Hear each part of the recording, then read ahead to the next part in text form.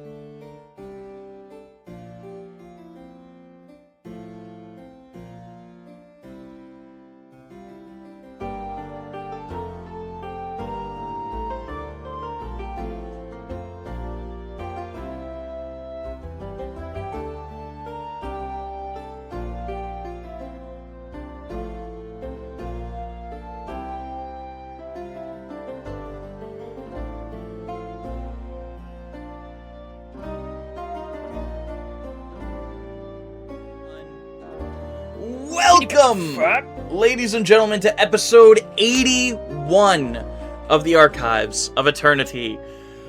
Joining us today as Osbergrode, we have the Eldritch Confection, Unspoken Cookie. Oh, I haven't heard a word out of him. You're muted. No, I don't think he's muted. Unspoken Cookie? He might have gotten to grab something to eat. There? As usual, as Elden Ford. My name's Cookie. I'm here. What do you need? Sometimes the cookie needs that too, bro. As Elden Vordoon, we have Lemmy Lemonhead, the lime green lemon man. I'm going to touch you. Oh. Please don't. You don't get a say in the matter. As Aya Elden, we have Professor Zool. I have unlocked the human soul. That's concerning. Looking at the human soul fills you with determination. As Leopold Marcus Arcadian, we have the strong and powerful Ivanator. What up? As Advenkari, or Gramps in this lovely little side quest we're doing, we have the good news spreading to Maz Alpha. My first Holy Communion today. It's been a huge blessing. Woo! Alright. And then, of course, there is me, your god, or archivist, Echraganleviathan. Welcome, peons! Oh, dear. Well, let's be real. You don't come for him. You come for us. I mean, sure. They do. It's all about the story I'm They building. come for him, but on us, unfortunately. Ah, there you go. Not that there's anything See, wrong with the that. professor understands. Everybody's got their kink. So, for those of you who are wondering, I am not going to be doing announcements during the start of today's session. I am going to be doing that afterwards. I'm going to try two different things. I'm going to try doing it after the session and recording it later. And then I'm going to try, and the next session, I'm going to try doing it, like, in the waiting time beforehand. You know how I have the, like, we're starting soon section? I'm going to, like, do it during that time. During next session. But yeah, so let's go ahead and jump into tonight's episode of the Archives of Eternity. Can I make one observation that I just thought of in my head as I was thinking of, like, the whole came on us joke, and then I started thinking of libido, and I was just like, can I just say that the way I think of libido, who's that guy from One Piece, the Don Flamingo? Don Quixote do Flamingo? I think he has his fashion sense, but definitely not his build. Okay. I don't know. So he's got Luffy's build, but Don Flamingo's Fashion sense. I mean, dope. You know, that is respectable. Don Indeed. Quixote, Don Flamingo has just the greatest sense of fashion. Alright. So, you guys, I believe you're in your last day of travel, actually. we had just bedded down for the night. That's right, you had just bedded down for the evening. Oh right! I have dream sequences for all of you. Darn it! I just remembered I have somewhere to be. Don't, oh, no, you're not going If we have to suffer, you anywhere. have to suffer. You're not. He just imagine he just doesn't show up again for another 2 years. I volunteer Like as tribute. He disappears again for another 2 years, shows up with a kid and a wife. Alright. Traumatize me and spare these others. I volunteer as tribute. Nope. Alright, let's see. Leopold. As you stand in front of the small bag that you've all been bedding in recently, you know, it's a bag that was given to Burke by our dear friend Marvin, a lovely gnomish fellow.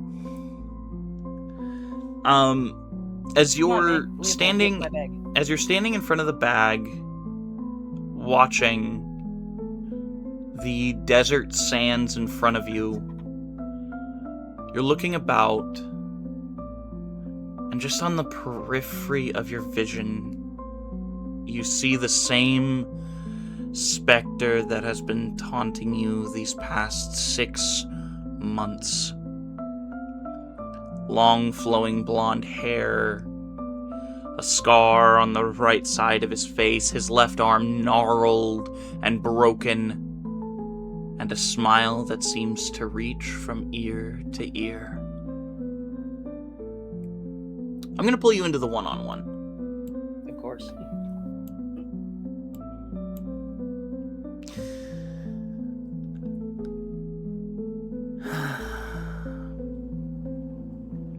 Staying awake Out of won't... What's up? Just out of character pause for a second. I just need a moment to prepare myself. Yes, prepare yourself. mentally. Prepare thy anus. Okay, hit me. Staying awake won't make me go away. It'll just make me worse.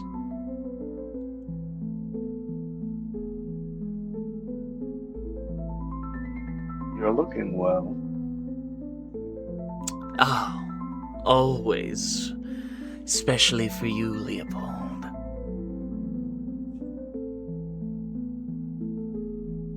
He walks closer to you, and for the first time actually walks into your line of sight.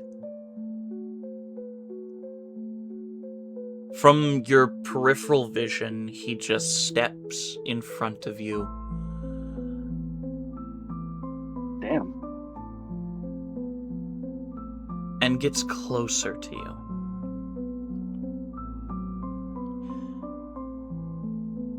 You should rest. You've been staying awake for days.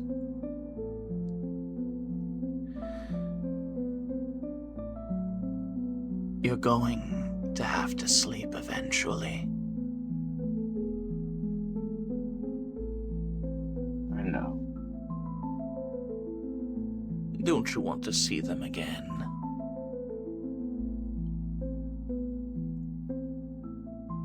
Why I don't will soon. Why don't you just go to sleep? We're waiting for you. All of us. Your fallen Well, you're going to comrades. have to wait a little bit longer. I'm on watch. Please, Leopold.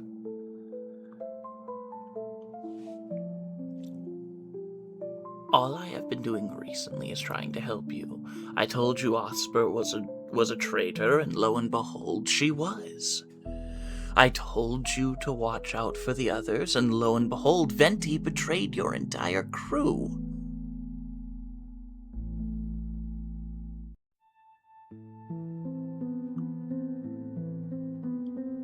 I have been helping you. All I ask is that you take a little nap, so I can show you just how much I've been helping you. Do you know what it is that you lack? No, but I'm sure you'll enlighten me.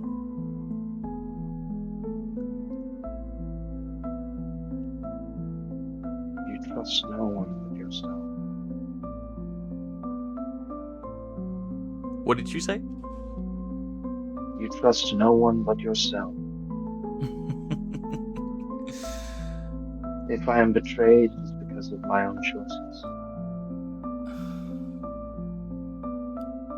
If you are betrayed, then you know with certainty why.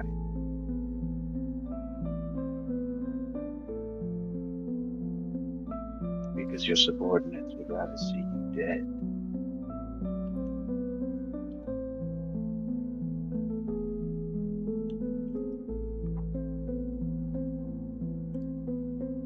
You have no one who could truly shed a tear at the thought of your death.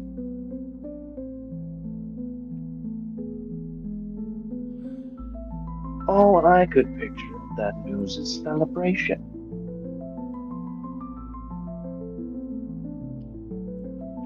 What have you to live for? You who has nothing but himself.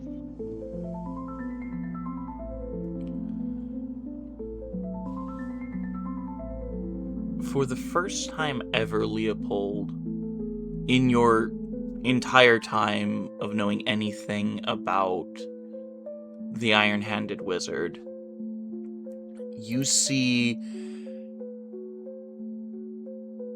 his face twist in a way that you've never seen.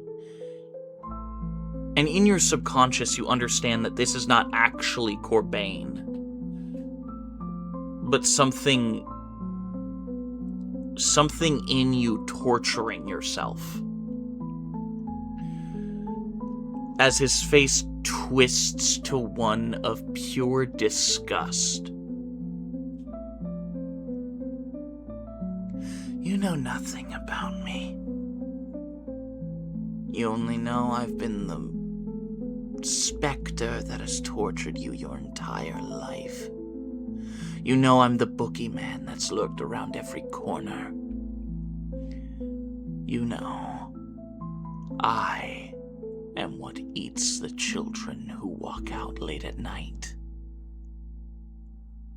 I am fear. I am your fear. Never loved fear.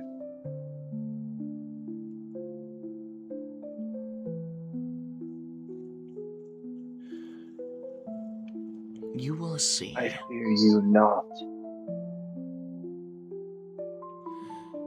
If you fear me My not. rage overcomes fear.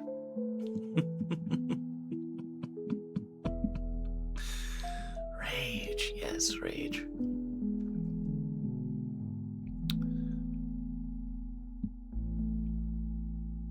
Fear is mighty in the right conditions. But it is all a front.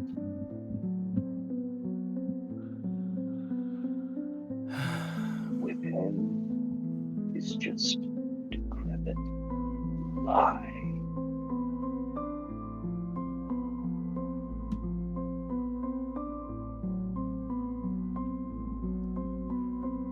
Fiend, devil, specter, whatever you may be, go and trouble me no more.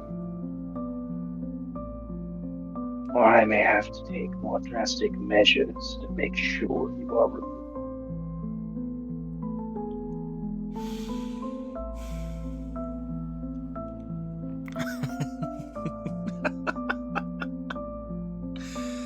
Leopold, you are a riot.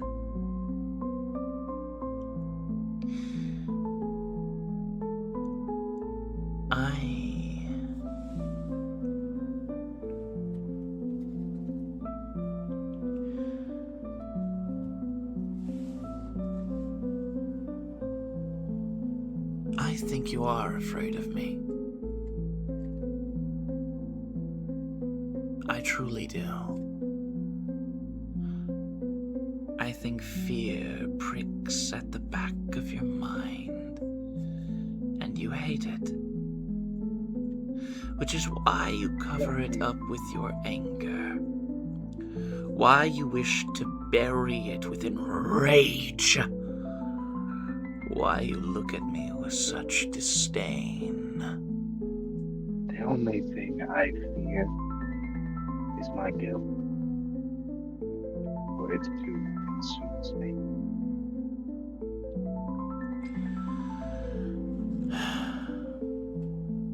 I think if you truly didn't fear me,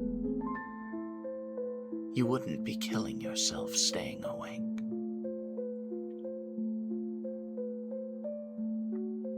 I stay awake to avoid seeing a much deadlier beast.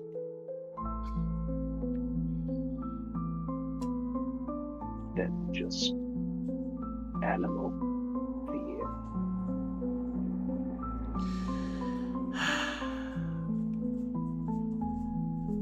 We shall see, shan't we?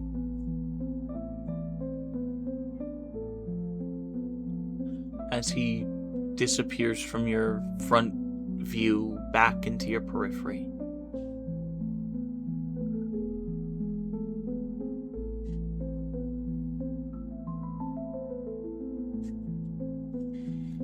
I'm going to throw you back into the general.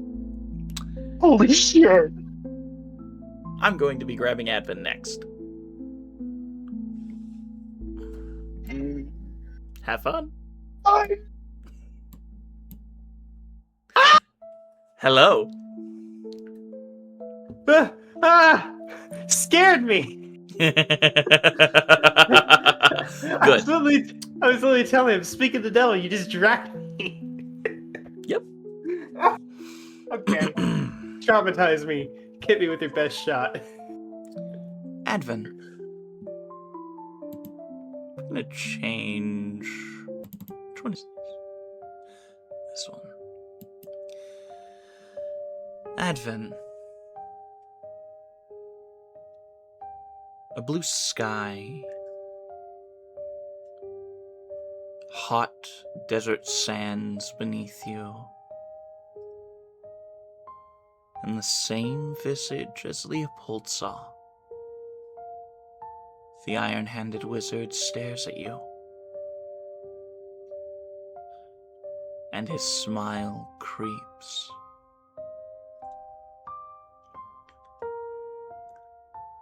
A wandering soul in the desert.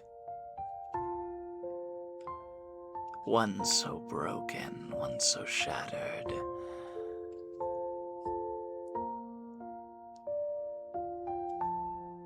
I took you in.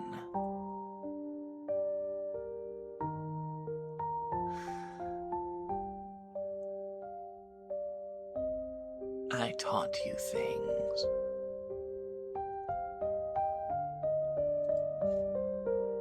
lo and behold, after I killed the bitch who got in my way, you betrayed me. You ran and let me write to your little friends.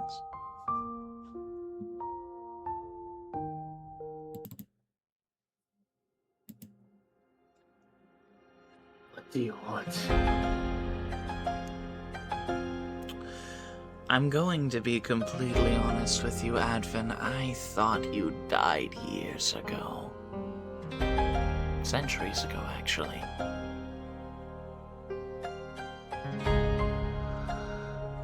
But lo and behold, Scourge of the Sands, the one who wanders, the coin counter. You survived. Although, not without much loss. He holds up a yellow glowing orb that seems to apparate out of thin air. And you see a screaming visage inside, intertwining with that of a small green spiral.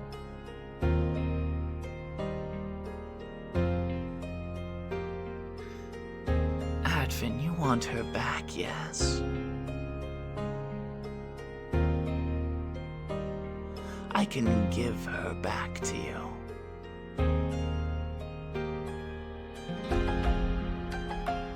What you say we strike up a deal, Gramps?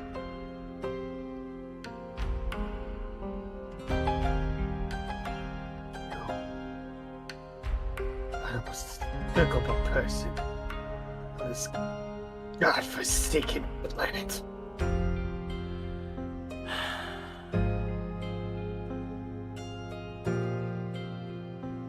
I feel like I was hoping you would say that. A lot of people just call me things like detestable, or condemnable, or damned. I always appreciated how different you were, Advin. That's the reason I wanted to keep you. I obtained a new apprentice, but you were always the fastest learner.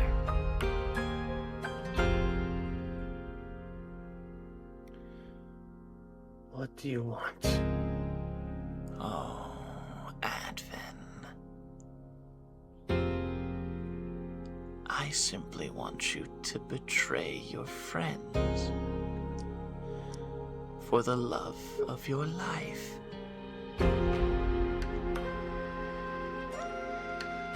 You didn't really think the book disappeared from the Archivist's archives on accident, did you? I did not. Only a fool would dare to tamper the Archivist's library, though. Oh, please. It was child's play. The Archivist is so focused on chronicling your adventures and telling it to his siblings and mother. He barely pays attention. He's barely watching.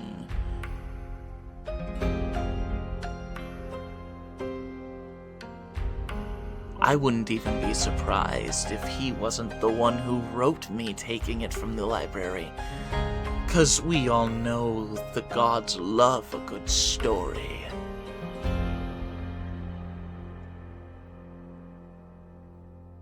So why not twist the story a little bit? Change the narrative, as it were.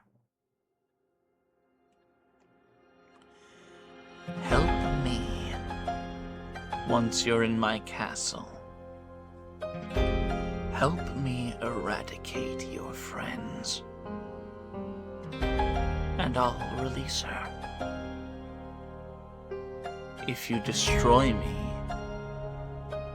she will be lost, along with the power I stole from you.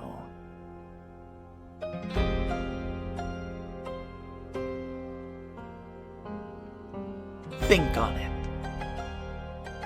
Advent. We'll speak again.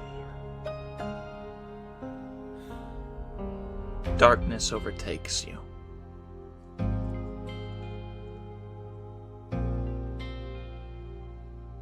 I I'm don't going- like you anymore, DM. You don't like me anymore? Oh, come on. You love me. You know you love me. I don't like you anymore.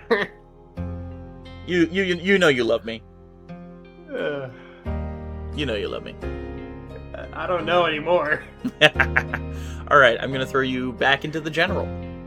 Who's next? Oh. That's gonna be Aya. Oh, okay, let me spook him.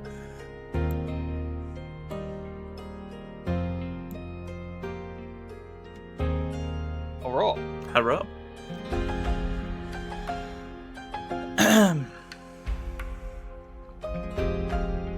Aya. I'm gonna change the music real quick. Give me 1 second. That's never ominous. Never. It's never ominous. What are you talking about? This one? No, I'm gonna switch it. This one? This one's good. Aya, Yes. you find yourself surrounded by books. Stacks of them. Library shelves stacked high above your head. As Trigoth is trying to maneuver between them, you're younger, developmentally a teenager. As Trigoth is kind of trying to squeeze in between the pile of books, not trying to knock either of them over, as he is trying to get to a certain pedestal at the other end of the room.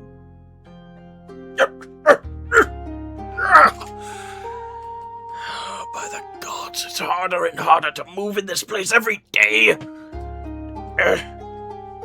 Aya, boy, come help Help, me. old man. Yes, always.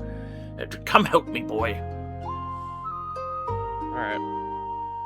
I will attempt to jump, parkouring off of the bookshelves and flip over the books.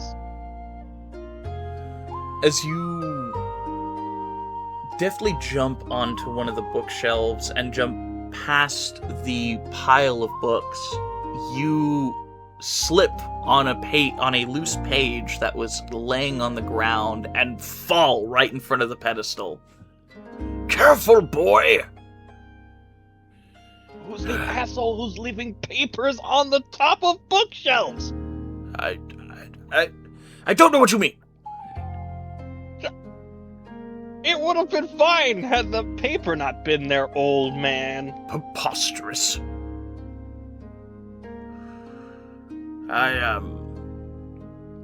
Can you get the book already? Yeah. Shut your mouth. Yes. Aggravated boy. 40 years old. You should act your fucking age. Refusal. I want to be an artist. Artist this, artist that. You're going to be a blade singer, boy, and you'll be happy about it. Probably, but that's only when I reach 150. Sure. Though with I how fixed you're the book. retaining things, you'll reach it by 100.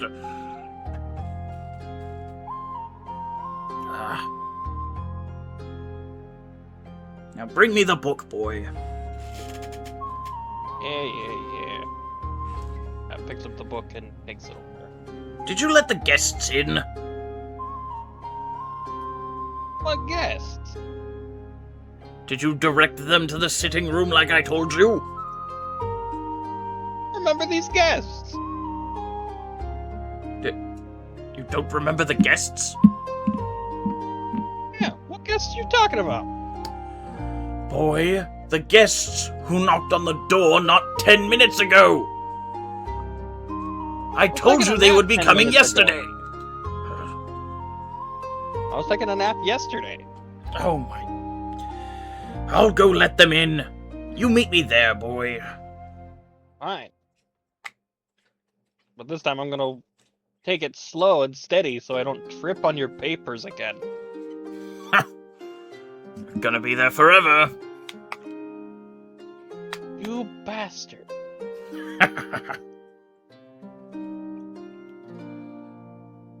As he leaves the room and you grasp the book on the pedestal, it's written in an ancient Elvish that is almost lost, but you've been getting taught it by Trigoth. He's been trying his best to keep this form of literature alive. And it just reads, The True Life of Veltheiler.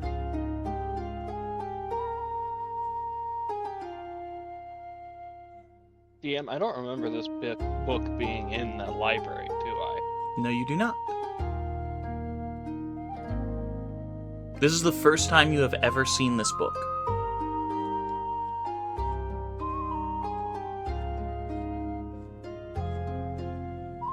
It opens the first page. As you try to open the book, you find that it won't open. There doesn't seem to be a lock or anything. There's no lock. It just doesn't seem to open for you.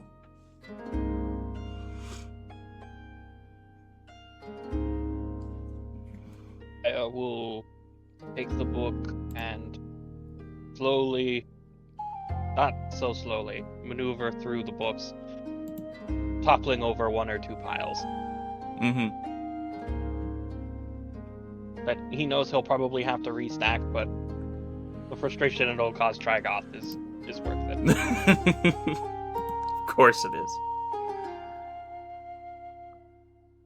Alright. So as you move through, you hear Trigoth hurriedly moving towards the sitting room. Yes, Kanashra, I understand. Look, it took me longer to get it open than I thought it would, and... Look, the boy doesn't know its true power yet. Why have you not told him? Oh, I don't know. Maybe because he thinks the rest of his tribe is dead? Maybe because of you, they... are, technically?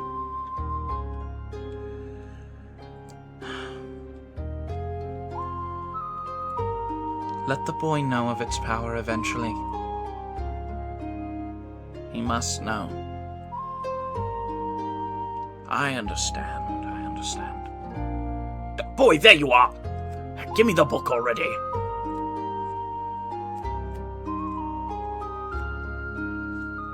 Here you go. Here you are, Kanashra. You see... not a desert elf, but an elf with similar features to one. A more tan skin, but rather than having the white hair, she has more of a grayish, kind of elderly hair color. She looks at you, gives you a deep bow, and mutters something that you just barely can't hear. Stands to her full height. Trigoth, we shall return. Thank you for learning how to get the book open. She looks at you again, looks back at Trigoth. Hopefully the boy will learn. And walks away.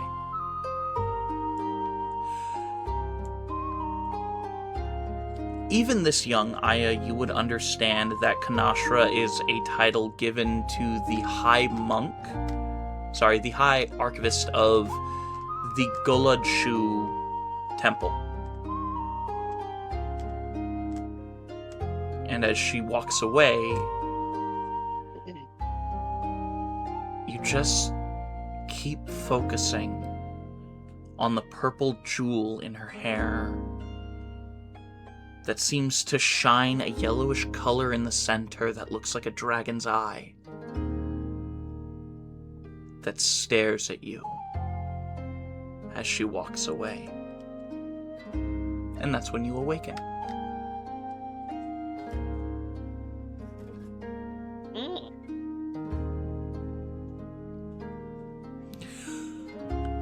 I'm grabbing Eldon next. Okay.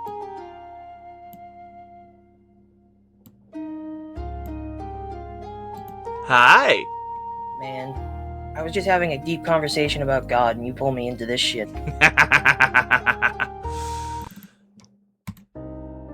Is pussy man-made or God created? Anyway, moving on. Eldon, Yes.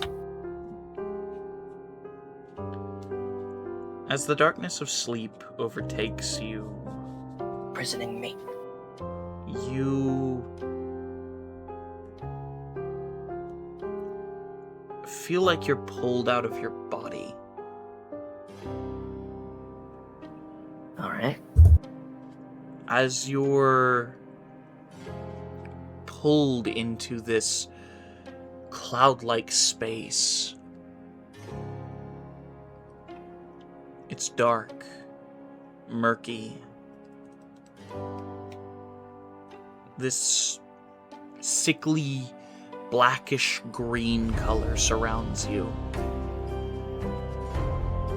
Feels like rush week at Blood. Never Blood. Or at least the night after. Bless you. Thank you.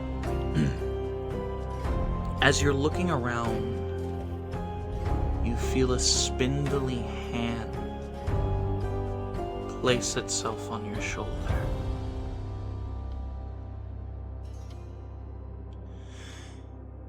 Let me take control.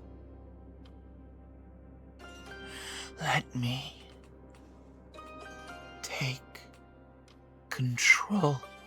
As the hands begin to dig into your shoulder, you feel blood begin to leak from the holes left in your shoulders.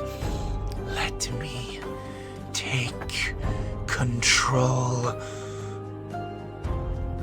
Eldon just puts a hand on her, I'm assuming claw, that's digging into me. They are claws, Uh, yes.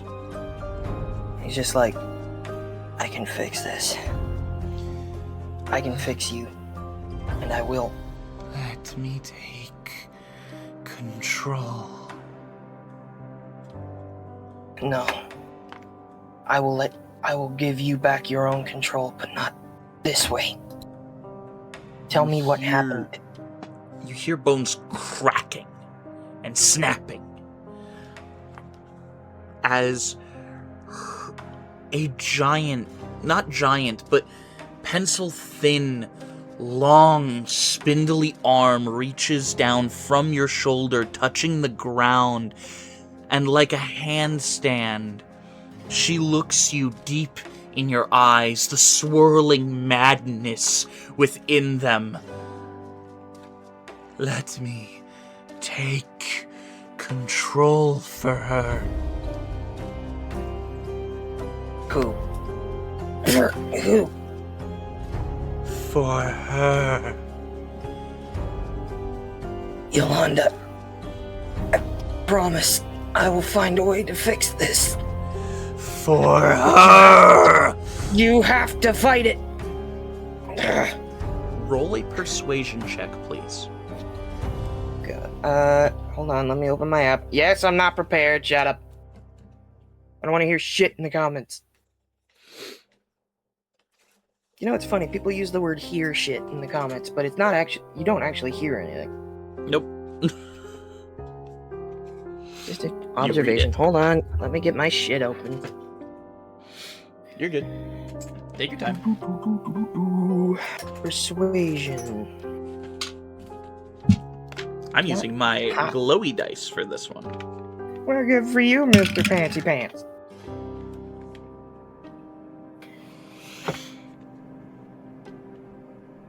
You know what? I'm gonna burn a luck point. That is fair. Can I burn a luck point? You can absolutely burn a luck point. I just want to state for the record that before I burned a luck point, it was a nat 1.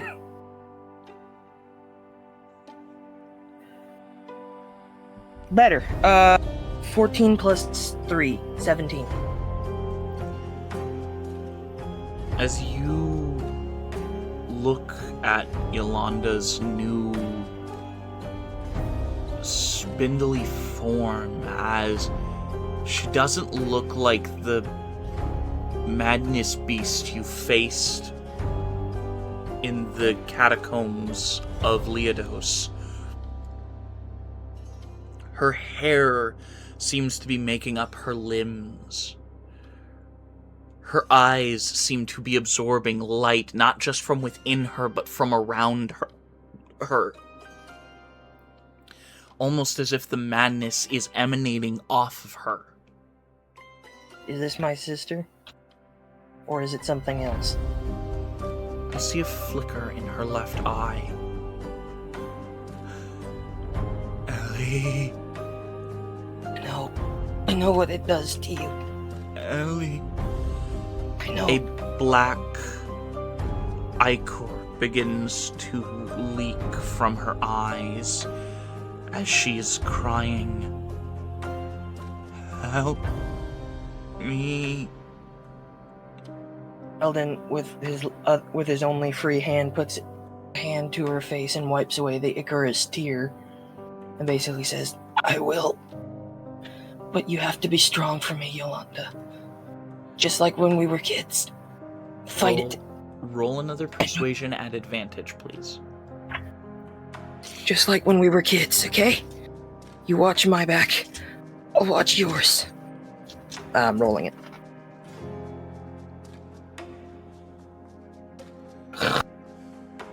It's at advantage. Better.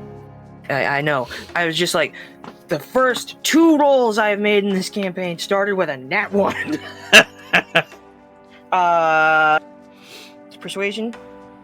12 plus 3, 15.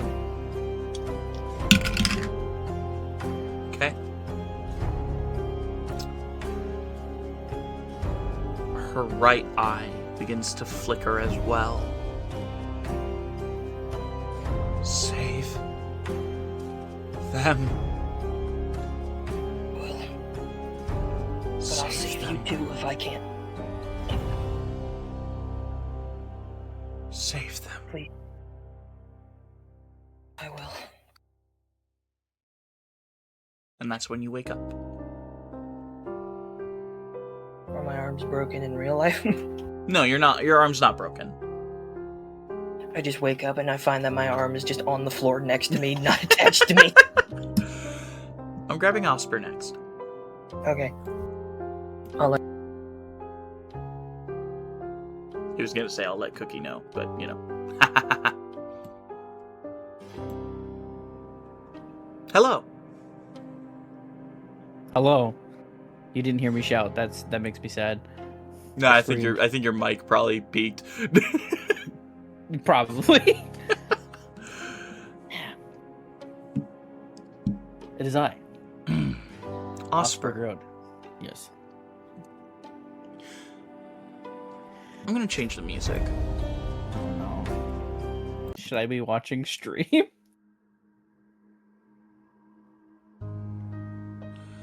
No, not this one. Maybe this one. I'm no, I can't. I gotta check. I'm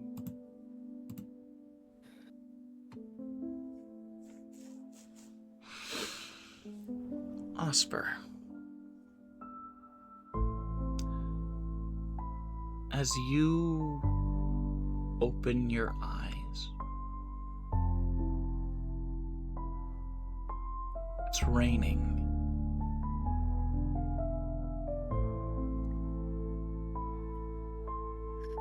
you're in a pit.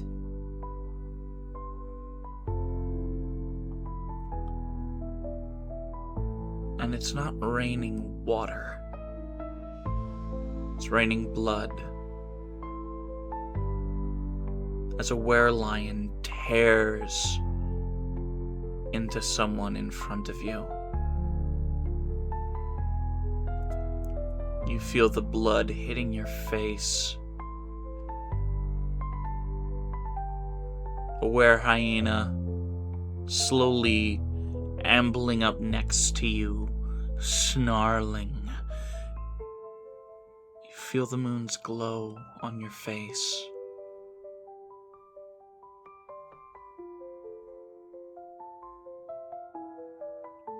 As your dagger plunges into the throat of the beast ambling towards you.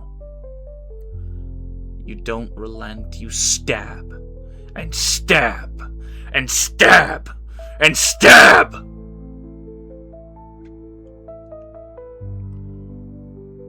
You move out of the way as the limp upper half of your friend is tossed to the side as the werelion stares at you and growls.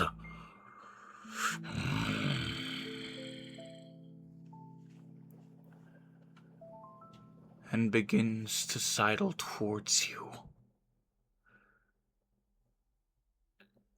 As an electrified hand bursts from the darkness and touches the lion on the shoulder, it screams and rears back, hitting the caster to the side.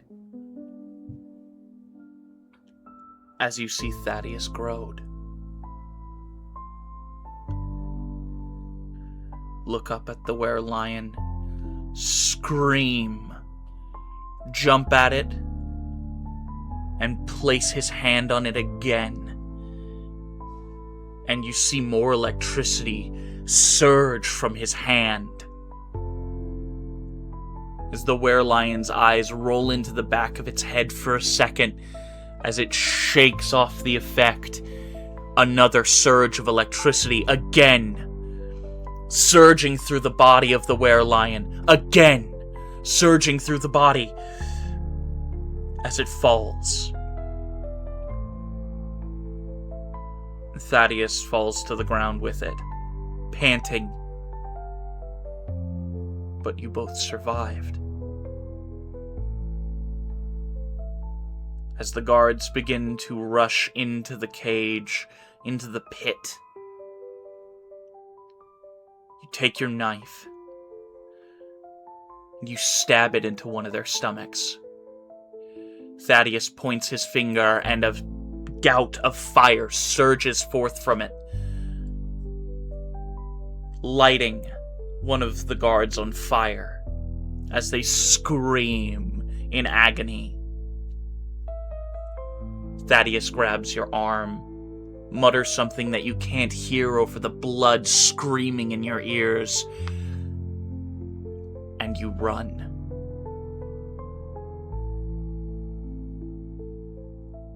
Osper, when you escaped, did you try to free anyone else? This is one weird fucking dream.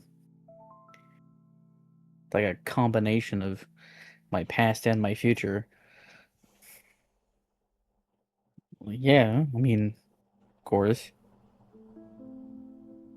As you rush to the cages, Thaddeus begins knocking on the cages, and they just unlock and open.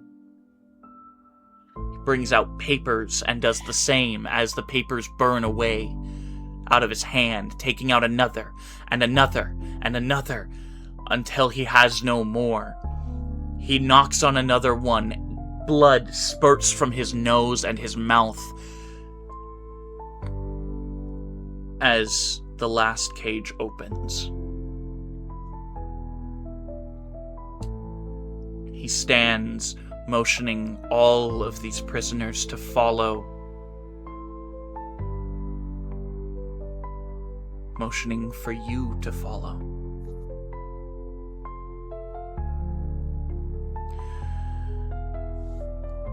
How long was it again, Osper, till you saw Thaddeus?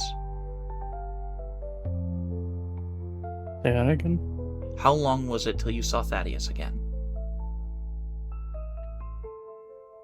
Again?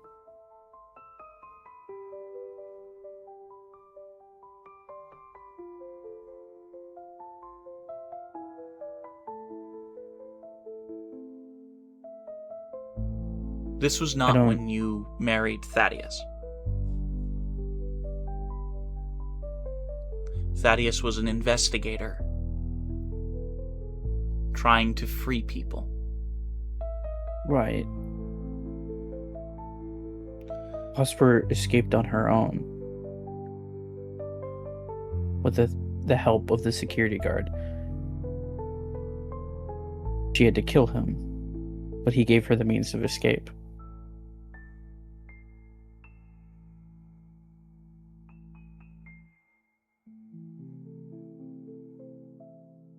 When did you first meet Thaddeus? In the ring. She felt fight again, and so she went to the bar that she now regulars, and she met him in the ring.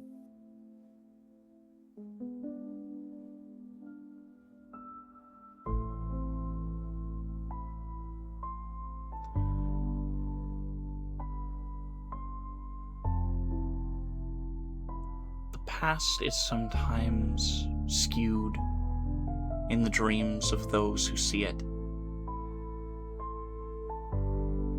They place those they love in places they were not.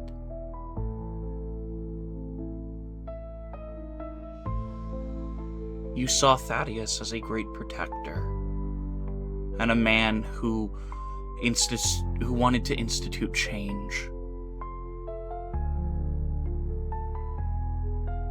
So perhaps your mind hoped that if he had been there to free you, that is how it would have gone.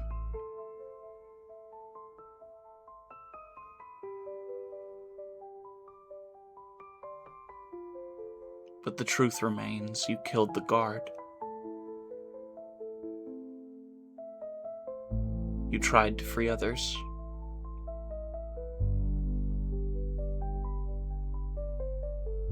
But if Thaddeus had been there, it would have gone so much differently.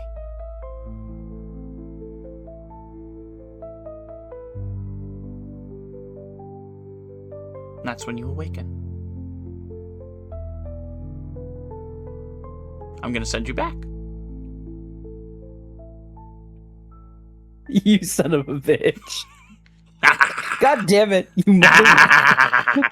I'm evil. Send me back. Okay, Hello? stop talking. Stop talking. Why? I've not said anything. Nothing. Shut Nothing, up. no reason why. How you doing? Nothing at all. He got a bit of my this monkey, backstory. right? Stop it. We my told you not to backstory talk mixed about up. the monkey. We told you not to But- talk about the monkey. You still ended up making me Excuse very me, that emotional. monkey is my wife. Thank you very much. Anyways, Well- we were talking about a monkey. At first, it started with My- Harambe. If You- my you wife know how it ends up goes with being an Harambe. African American woman, this is going to be bad audio. No, Oh my god. we were talking about Harambe, and it just kind of went into What? monkeys. Like, come on. You should it's probably not that deep. never show her what you've done on the internet. Kill! I'm never Dude, showing- it's not that deep. It's about Harambe. Like, come on. Yeah, that's totally what I meant. Don't look into it. Rest in peace. Rest in peepus. Alright. You all awaken. Except for Leopold. Leopold, I need you to put 3 levels of exhaustion on your character. What the You're gonna- heck did he go through?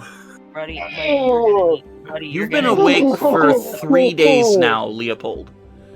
That means Breathe. every 3 days to attack make the roll, potato salad. saving throw, and skill check are a -3 to your roll. Way to go, buddy. Way to go, buddy. Did you It took not us 3 days. sleep for Potato 3 salad. days? 3 days! Oh, so you're employing. So GM, this is the first time I think we've done exhaustion. No. No, we've It's done exhaustion before. we've done exhaustion before, but I do not after do this it the again. rules as written way, which is, you know, disadvantage and stuff. Because I think it's kind of stupid. It's BS. I mean, eventually Your you wish- will get lower movement speed, but you know, Can you potentially die from exhaustion? yes, you can. And what level of exhaustion do you have to be at before you die? Level 10. This app doesn't have an exhaustion thing, so I'll just Just keep it in mind. deduct it. No, put in your personal notes until you can figure Considering everyone else's dream sequence, I think I got off kind of light. Were you watching them? No, They were telling you Whatever. of them. I see. well, not telling me per se. Oh, we're telling No. each other out of character. I see. I mean, I don't know Well, what. how can I not tell them? How can I not tell them that I've basically roasted fear? like, It's fair. out of every, but again, How I feel could I like not? I got off pretty light. I mean, I loved hearing everybody else's stories. All right. Yeah, I definitely got off light. I So will you all- definitely be grilling Osper later. You all awaken. What? Why? Gotta find out what your dream was about.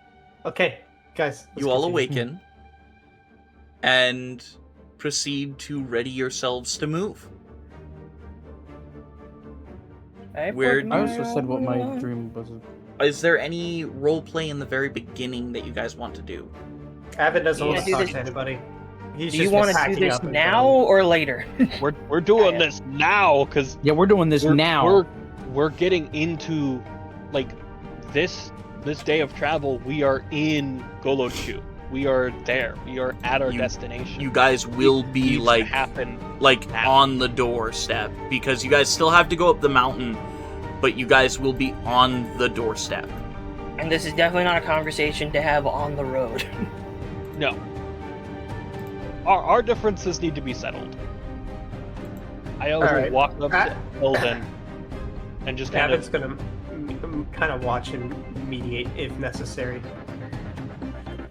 I was gonna gesture to follow him. Okay. Dude, I don't know. I feel like maybe.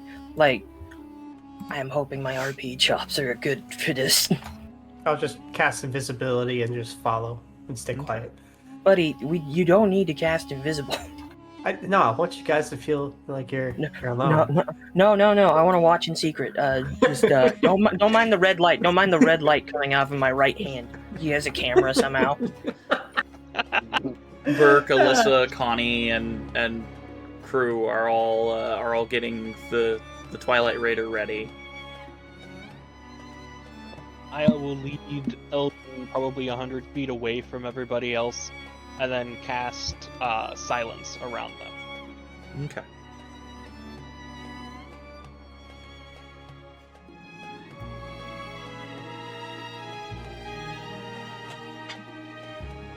Elden, I feel there is an unreasonable amount of tension between the two of us. If there's a point to this, I feel like you might want to get to it.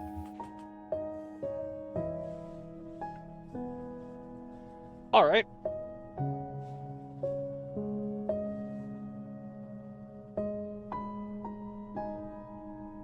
I feel you've been a bit of a bastard.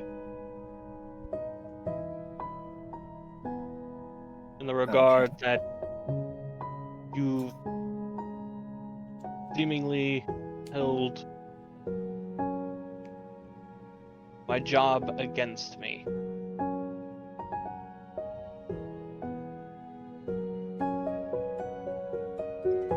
Okay. I wanted to clarify one thing about what I did. Do you know how many people I have had commit seppuku in the time that I've been an Inquisitor?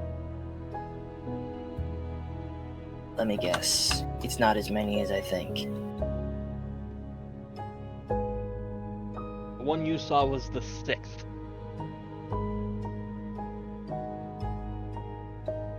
Of the other 5, 3 were fully resurrected. 2 weren't, because they were condemned to execution regardless. I'm not saying that I have them commit this seppuku with the understanding that they will be revived. Every time I do it, I am killing them. And I understand that fully. What I mean by telling you this is that I do not condone this. I understand why it was implemented. It's... You were just following orders?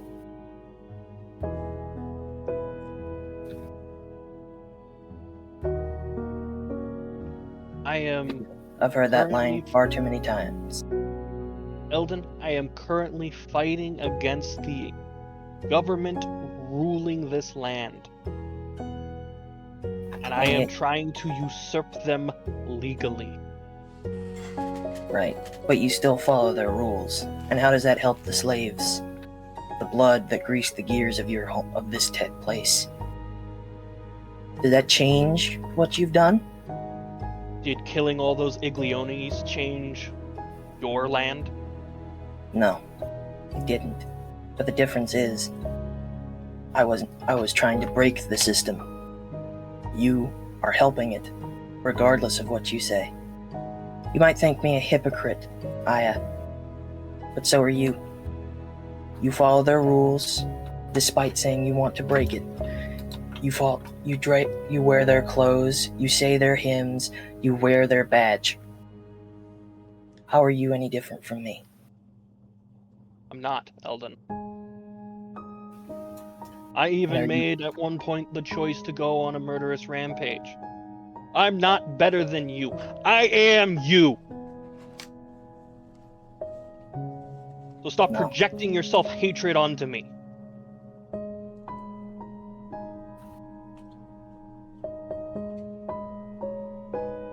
I don't hate you.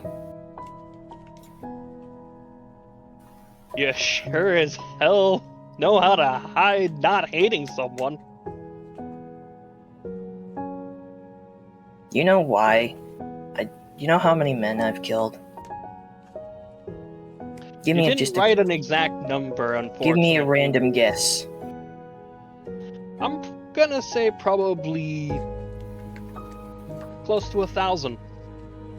Since you probably consider the burning of the savaging of Beldam as your fault as well. No. You... Out of character, you completely highballed it, and... and I was just... You completely highballed it. In character. By the time I killed my first man by the time I was 15. By the time I was 18, I'd killed 10. By the time I was 20, I'd killed 30 men. To date, I have killed at least, with my own hands, 180 men.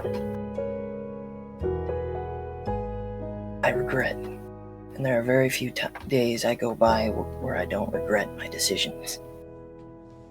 But the difference between us, Aya, is that you use the system to break the system. But you need to be careful, because the system might end up breaking you instead. It doesn't matter what you try to do to help. It doesn't help the people that are already suffering. That badge might help you, but it doesn't save them. If I were you, and you are right, I am no better than you. And that's why I say this. Which way does a tree fall? Aya.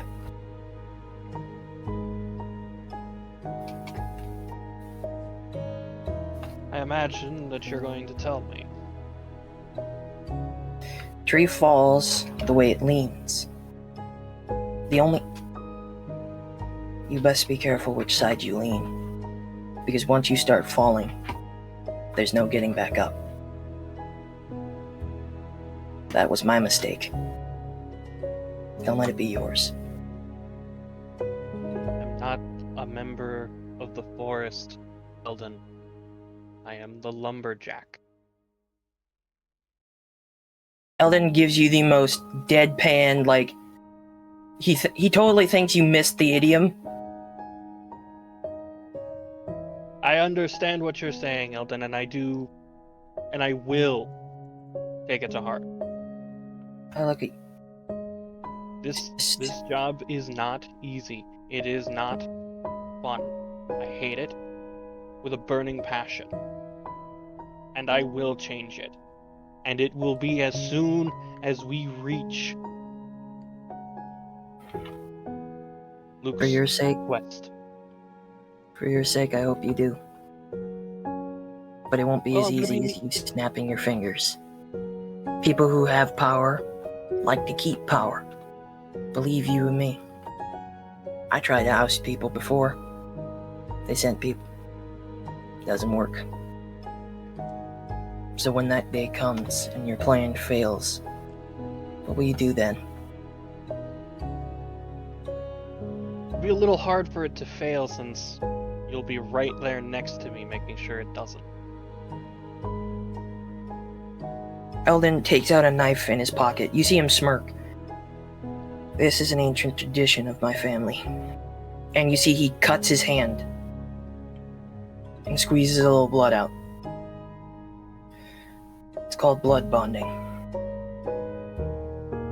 I'm not sure you can say it's an ancient tradition of your family when, you know, just about every culture has some form of it. Give me a fucking hand. Pulls out a knife, slices his hand. Eldon's like, The bed out. either slice your hand or I slice you. Because he clearly got annoyed by you saying that.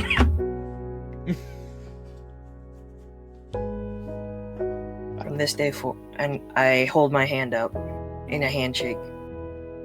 Aya fully grasps the hand. From this day forward, the houses of Vordoon and the houses of Alden are linked forever in blood. I am your brother, and you are mine. We'll watch out for each other. Understood? And if you start falling again, I'll be that tree that supports you. And if you get too tall, I'll be the lumberjack that cuts you down. Wouldn't have it any other way. You see that Eldon's hand heals almost immediately. Son of a bitch! Aya bandages his hand. Can I use my blood to heal him? No. Use some of my stalker essence. No. Advent's gonna use healing word to heal them. Advent, you son of a bitch! Because as soon as you cast that Here, spell, baby. as soon as you cast Yeah. that spell, your invisibility's gone. I had to make sure you two wouldn't get in each other's throats. Get in each other's throats? I feel like Get that's at each bloody other's drunk. throats. I had to make sure you two wouldn't kill each other, okay? You did? None of you caught that? Alright. We all caught it. No, we caught it. We just We just We're- chose wanna say to that. ignore Refused it. to make any reference. Well, I don't know about you, but I'm proud of myself. Yeah. No. Fair. You chose that was to good. ignore it. That was good. It's a good one. Anyways, it's like with the tension that was building between you guys, I had to make sure none of y'all kill each other. Frankly, we can't afford that right now. Advin, if I was gonna kill him, he'd already be dead. That's. I love how funny you are sometimes, and Eldon. Guy without a gun says what? Thought not. Walks away. I'm never without a gun. Thought not. Called Walks magic, away. bitch. Pretends like he can't hear you at all. I mean, as soon as he walks out of the silence, Guy he without a can't. shotgun says what? Guy I without a had shotgun dispelled says it what? by the time Eldon showed himself. Guy without a shotgun says what? That's what I thought. Oh, Guy without God says what? Damn. Oh. Alright. So you guys, I assume you guys pile into the Twilight Raider and zoom off to Kensfield? I guess. Alright. Did that go well from an RP standpoint? I thought so. Okay. I'm not very good at judging things. Bless you. Bless you. Alright. During the drive, Aya will be talking with Advin about his dream, specifically about a book that he can't quite remember being like this entire interaction between his master and the High Archivist of the Golo Shu Monastery. He just can't remember this incident happening. And all about Shit, unplugged my book headphones. that he couldn't open. Okay, it's pretty interesting. Yeah. Zelda driving. He could be, yeah. I would assume but- so, because Connie's probably Yeah. doing more stuff with Advin's sword. Yeah. Advin's practicing driving with Maud. You just see two tentacles popping out of Eldon's hands. 10 and 2. Hey! What? Back up. He's just What? like, What? he's just waving off the tentacles as he's driving. I got this. I got No, this. I got the... No, I'm driving. What? I got this. No, get back there, Advin's Eldon. trying to drive from the Hap, passenger hap, seat. hap, hap, hap, hap. If you don't behave, you're going back home. Hap, hap. If you don't behave. if you both are gonna argue, I'm. Yep. No. Whatever. I'm- Whatever. I'm too old for this crap. Advin and Eldon, I imagine, both look at Osper and just go, "No, you are not driving." You know what? I'm too old for this crap. You want to drive, you can drive. No. Oh, I thought you were talking to Osper. I think I don't know how to drive. To be fair, I don't even think you can reach the pedals. Fuck you! It's not about Oscar just flips off fucking Advin, and she just like Eldon crosses lights her on- arms, and she just hubs. Advin, you just see Fucking show Eldon you over in the short. corner while he's driving. He can do this pretty well. You see, he has a little list of stuff he wants to make now that he can think of, stuff to start with, and you just see at the very bottom, baby seat for Osper. Shall I get you a crate so I you should see out the window? I've got a Okay, keen sense of Oscar. smell. Bullshit! It's okay, Osper. Come here. Come here. Anyways. You fucking baby me, and she just like karate chops at him. Right in the dick. she just like karate chops the air to give. Osper! Osper! Don't do this! Fucking off for Kalatra's- me. Kalatra's also trying to like calm Osper down.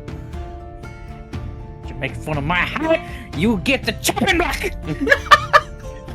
Hush, little, Shall I hush, fetch? little Osper, don't say a word. Please, And let move me your get on my penis from your knees so body. you can actually reach my neck. And you see You Alyssa also know like better than the taunt dwarves. Alyssa the Brown like writing and sketching in her book. Osper finally has enough and pulls out her giant axe. Don't fucking make me! Eldon pulls out his car. It's Pulls like out his- it's like lit on fire, and he just starts swinging it around violently. Eldon pulls out his gun and is like, "Hey, I will turn this car around." I cast a movable object on the axe.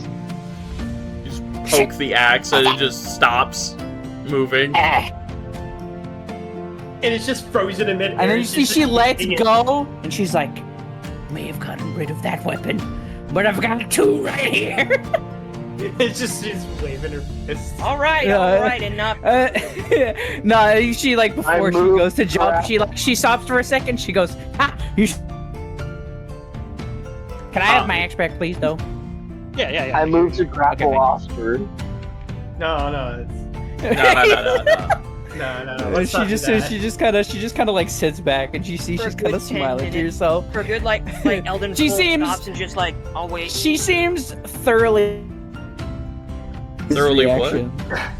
Entertained by your guys' reaction. Okay. Anyways, it's like She's very the- happy with herself. Elden will like slow down and pull a. I'll wait. It's like I will say to those who are interested, if you want to roll an insight on admin, you're welcome to. I There's will enough shit say, going chances on. are, I would. Just Elden has is it- too much in his mind. I don't think Osper would, especially with the situation she's having. She was just messing around, so she's probably not going to be thinking about anything like that at the moment. So, Well, I got my roll, so I have the DC set. So. character-wise, I don't think she would. Message it to me. Yep, I will gladly. Asphyxiation, no sneezing. 26. Oh yeah, he beats it.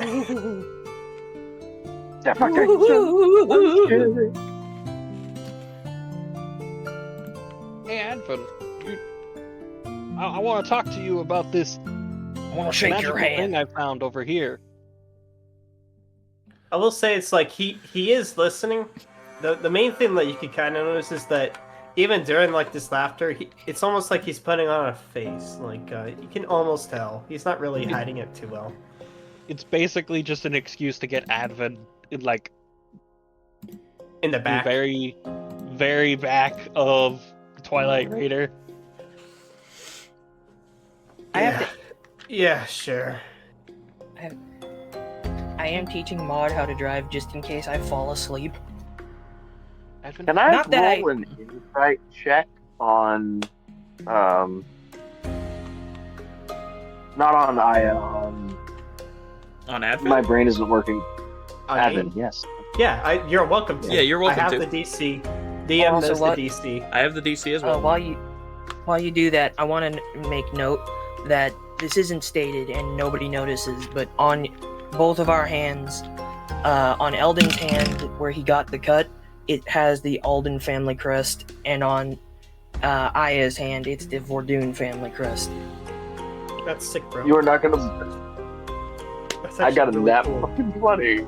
That's hilarious. This dude I got a disappears nat for 2 20. years and shows up with the I basis got a roll. nat 20. Bro, I'm just Kick saying him, if I kick was, him out of I'm just There saying we if go. I like, was kick me out of the party. none Why of you y'all come would back have with made this it. fucking luck? Just saying, if I was Venti, none of y'all would have known what's going on. That's, Well, yeah. Venti's yeah, but dead, that's so Venti. Can you guys Yeah, hear me? he is. Yeah, he's dead. Yeah, we can hear you. Venti is dead. Not big surprise. No, not really. But yeah. So Why you would is Venti actually, dead? I will acknowledge that Oh. he probably Oh. can't hear us. Technical difficulties on our PC on one of the players. Hey, Nope. welcome back. What happened? We can We hear can you. hear you. Can you hear us? Okay, good. Okay, good. Okay, good. Yeah, we heard you got the nat 20. I just did Total of for that. Yeah. 20. So, Dude disappeared Actually, for sorry, 2 26. years. yeah, That's so minus it's cold. You would also notice that during this, during like the whole joking around with Osper with the, with like the whole height stuff, you could tell that this was mainly just for him to get his mind off of something. But like the moment the moment faded, it was almost like he went back into deep thought, and which isn't normal, but he seems disturbed.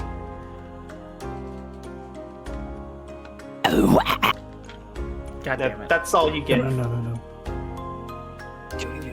No. But then you see him go back with Aya. You're welcome to follow if you want.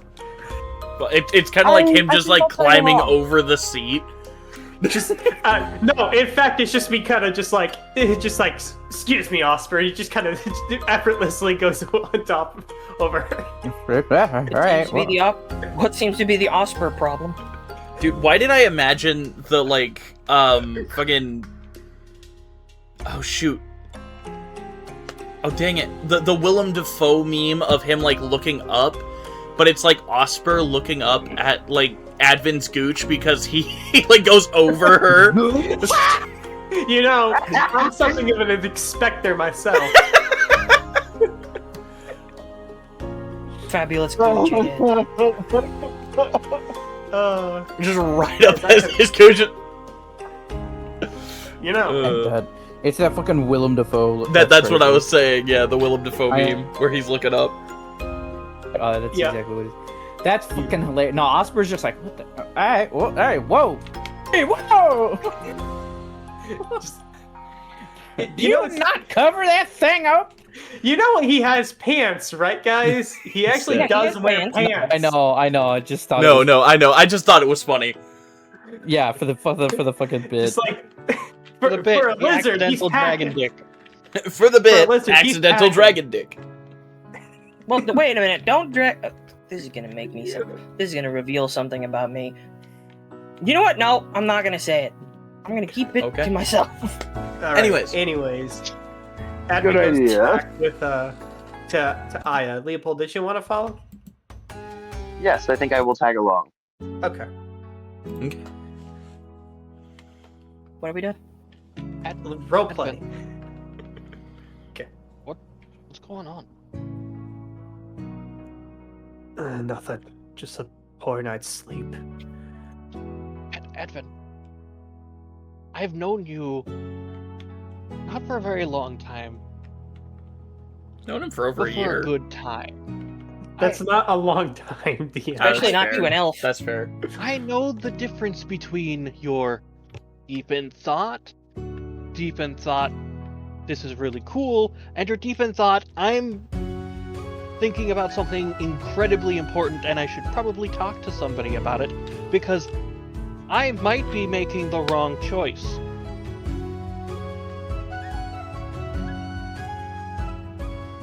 Hit the nail on the head. It's complicated. I don't even know how to word it. You know, I'm a wizard that Outside the enjoys- Twilight Raider? No, they're inside the Twilight No, Raider this is right now. inside. If you guys really wanted to listen in, you probably could. I want to. Osprey's a nosy bitch. That's Caladra fair. is totally listening in. If do you mind? He's just looking at the back. It Osprey's looks like like someone. nonchalant. Osprey's to making tell me it something. as inconspicuous as possible. She is a master at eavesdropping.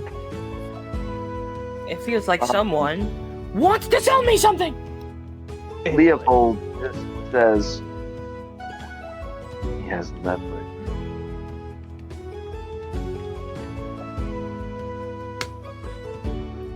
It has leverage. Wonder what that could mean. If you had the opportunity to get your master back, would you take it? If you had a chance.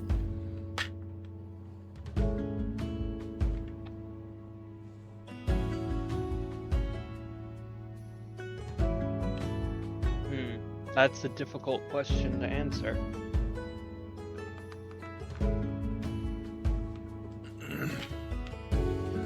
The personal side says yes, because I think he could do what I'm doing better. That has more to do with my own self-worth valuing rather than anything else. If he's resting well, then no. I don't think I would. And if he wasn't,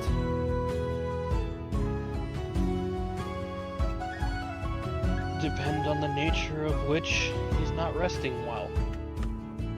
If it's something he did to deserve it, then he would have.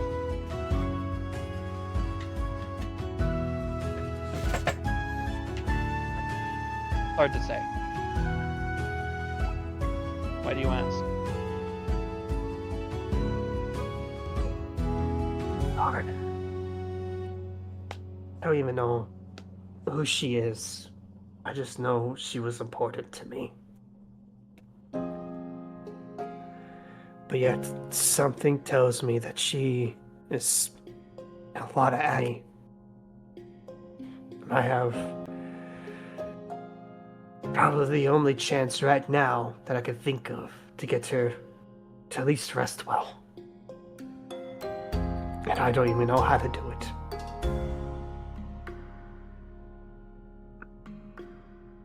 What's the price?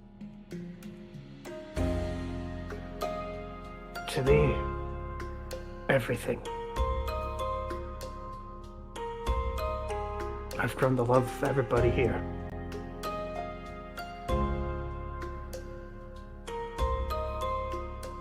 But she's also my everything.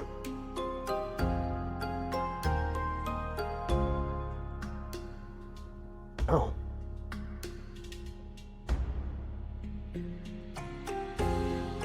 She's suffering. And there's nothing I can do.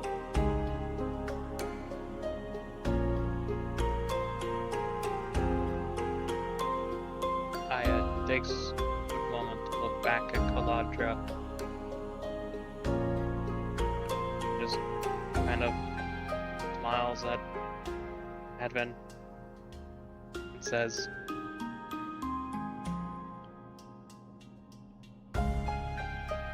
know that I would help you do anything. Even if it was to my detriment.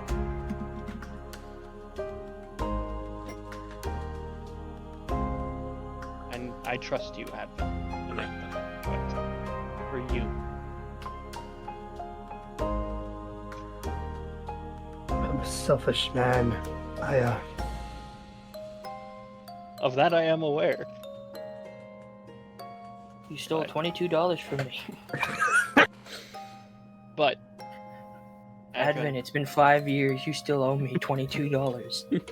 Fuck off. Plus inflation. You owe me $32,000 in legal fees. What? I'm here to talk to you about your car insurance. I know this may be a bad time, but you owe me $30,000. No, it might be a bad time right now, but What the fuck are you talking about? Anyways, Alright, stop. focus back up. I'm here to talk to you about your cousin's student Leopold! Sorry. regardless, Advent. What about you, Leopold?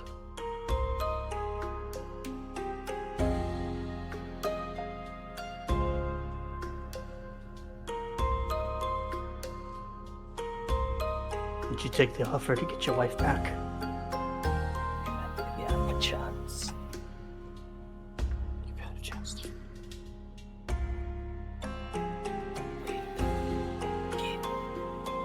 You would never make it that easy for me.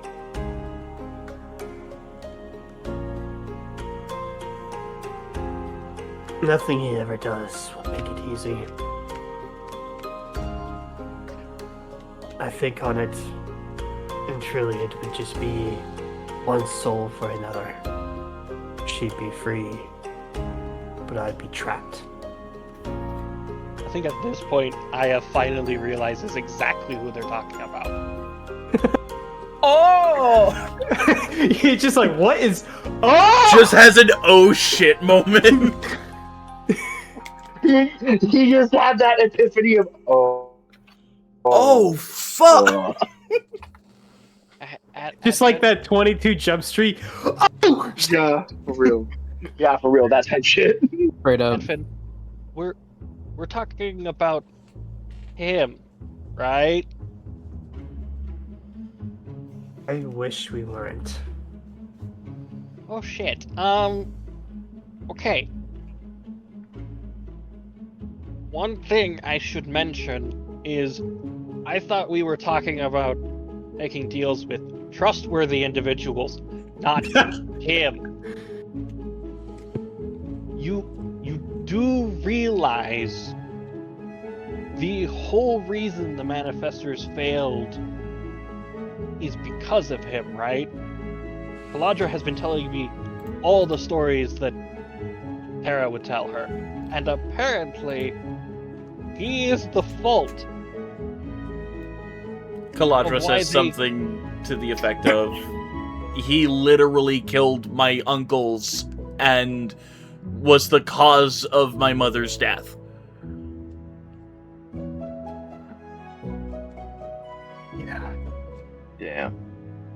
I know.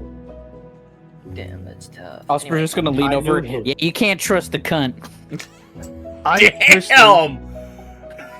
I once called this man friend. Long before I met you, long before most of you were born. So did the manifestors. Yeah, I think they called him brother at one point. I'm not saying it's a smart thing. I know I can't trust him, but do I have the choice? Is Do I really have the option? Advin, I have a question, if you don't mind me asking. Do you... She's suffering. Is she gone, or is she just... Her whole existence. Excuse me. Bless you. God bless you. Yeah. God bless you. Her whole existence, and this is where he starts to tear up a bit, is at risk. She was stolen in the Archivist's library.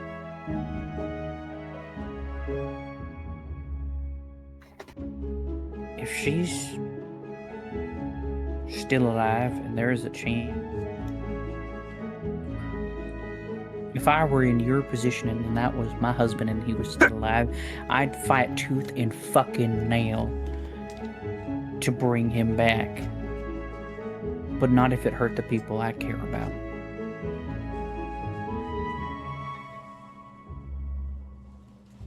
Because then you're just causing yourself more pain. I know. That's why I don't know what to do. You're in one fucking hell of a dilemma, I'll tell you that much. But I'll tell you what, you ain't alone. Look around you, motherfucker. You've got us. Believe it or not, we made a similar offer. Listen, I may not have known all of you that long, but my God, I will kill anyone just to make sure you're all safe. I consider you all my family. You can't get rid of me now, it's too late. Too late. You saved me, and now God kept me You alive. gave me food, that's it. No, You gave me food, that's all. God let me live another day, and I'm making it your problem. I just... Listen, we're all here for you. And we will do anything to help you. But you gotta trust us. I do trust you. I just don't see a way. Well, based off of what I've seen, we can fucking find a way. Yeah, but this is Corbane we're talking about. Advent, It's not that we are easy. heading to one of the places with the vastest amounts of knowledge possible. Shit, really? Excuse me. Damn, you'd think living here for that long I would know. I've worked 600 years. No, I've worked since the massacre of the Two Moons to make sure this man doesn't know I exist. And thanks to that, thanks to that, damn young man, I am back to square one.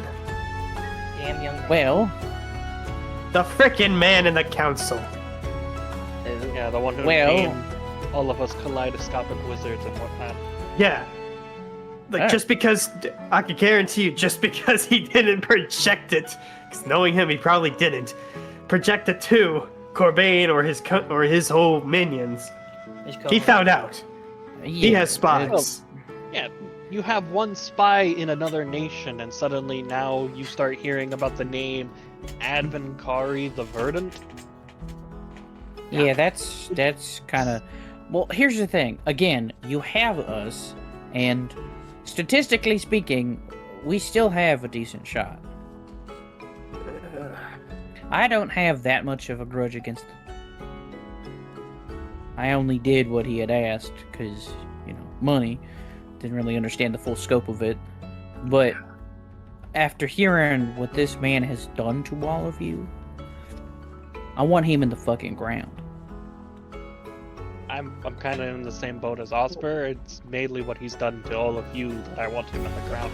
Kalatra says she is also in the same boat, except she wants him in the ground because of what he did to her family.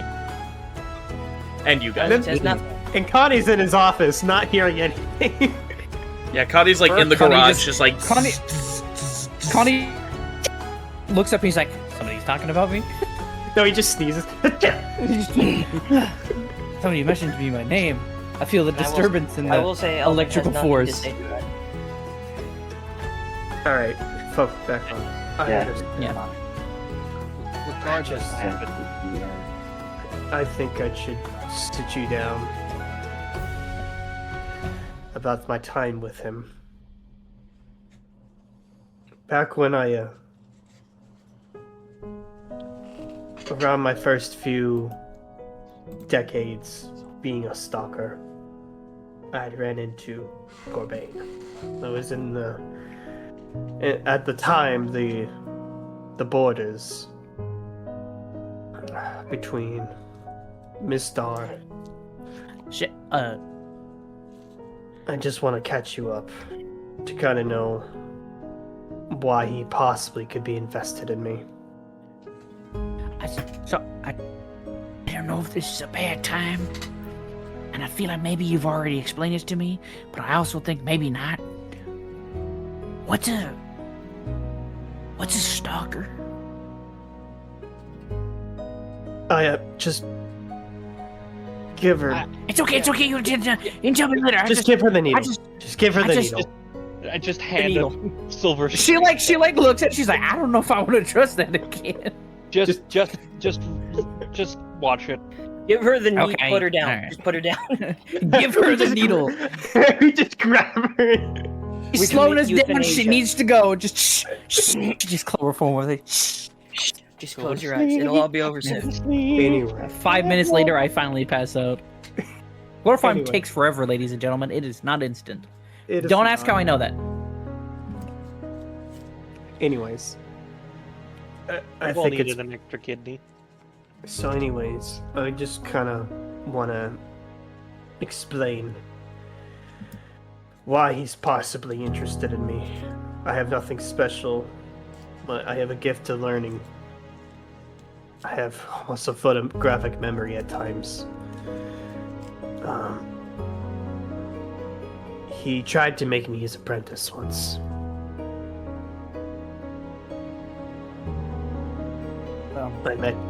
I met him in my first few decades as a stalker. And he played off his nice guy charade. And it's a damn good mask he had. For almost a few years, I thought him to be a friend. Almost like a second father, at times. But things just didn't add up. People went missing. Talks of getting rid of the vermin. Fires being lit. Just... there was something about his eyes that were always fixated on something. Something greater than this world. I did digging. And I found his plans of experimentation. I saw what he desired. And I knew immediately I had to stop it. But before I could do anything, he found out. He gave me an ultimatum. I was to be his pet, is how I always put it. He calls it an apprentice. I didn't want to be someone forced to serve. I wanted to be free. and it's the very core foundation of what makes Mistar not only powerful, but different. We were nomadic because we didn't believe lands could be owned. We had territories, yes, sacred to our tribes, yes, but we allowed people to travel through them so long as you respect the sites that we placed. If you didn't affect our shrines, we would not even touch you. We would trade with you, but then borders started being put up. Things were getting harder for us, and that impeded on our sense of freedom. This is why I ran. I wasn't strong enough to kill him. I was weak. But I had a gift. A gift that almost rivaled Corbane in potential. But the night of the two moons, there's a festival Mistarans held, where we go back to the original site where our founder, Kriv, made a deal with Dravine. And not only made a deal, but made a deal with the moon as well. And from that day on, we always honor the two moons. Because that was the day we made the deal with... remind me again, I'm very bad with names. What's the moon god? The current moon goddess, not the... Atasia, yes. Atasia, thank you. He made a deal with Atasia Dravine, the man who bargained with gods. Priv, he did everything he could to protect Mistar, to give it their freedom. Atasia would honor them, would bless Mistar with protection and gifts. The uncanny potential to understand the dragons to a deeper level, and wyverns. This is why when we killed my dear friend, it really affected me. We Mistarans can almost understand them down to their soul. And I guess Corbane saw this as a threat. So come time of the festival, I was found. I had wandered the deserts for so long, the heat was starting to make me hallucinate. I had not yet been able to talk with Yoren, so I was almost going crazy. Saw this group of adventurers, scouts, sent by Vendaris to make sure we're on the right path. And although I was outcasted because of who I was, a Kani, I was still treated as family to a degree and was able to follow them into the festival. I guess Vendaris had some hope that Atasia could restore me back to my former self. But Corbane found us, trying to intercept us. We were caught in the middle of a major battle. We were low on wyverns by this point. Maybe 2 to our name now. We used to have hundreds. And we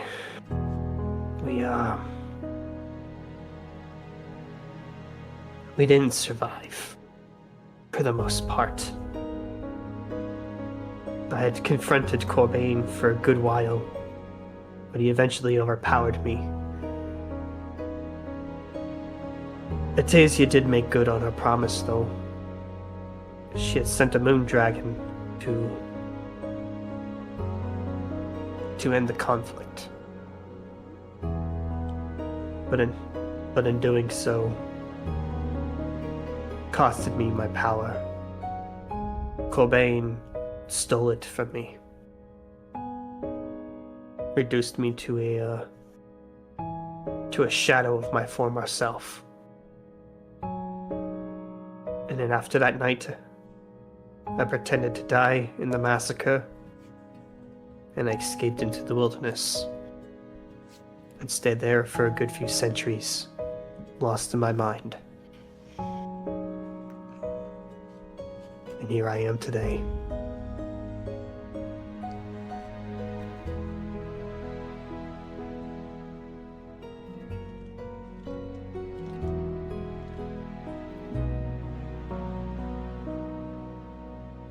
You see Alyssa has been writing down and hanging on every single word you've been saying.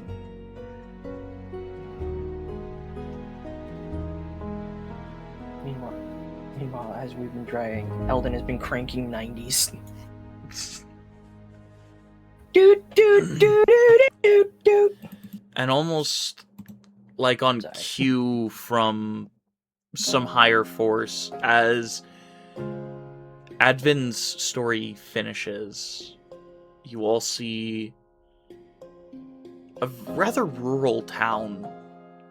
They have about 20-foot high walls, and they are set directly into, or at least as close to, a mountain as they can get.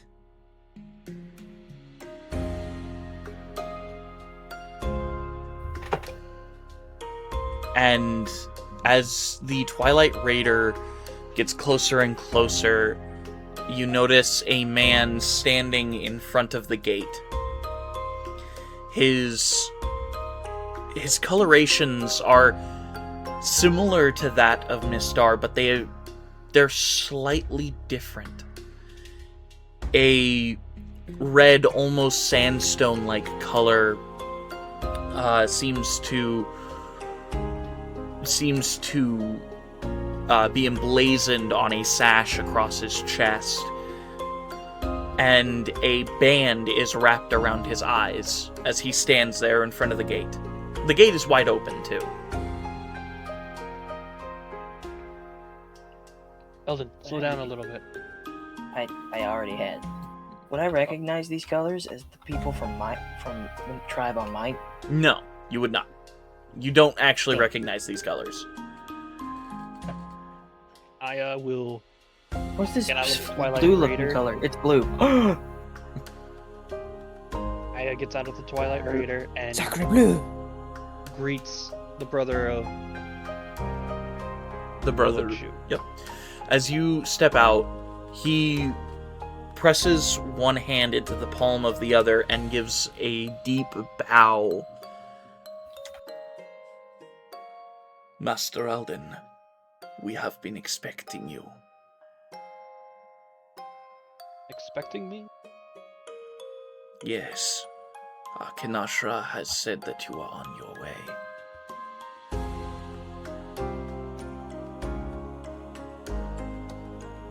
That's fortuitous.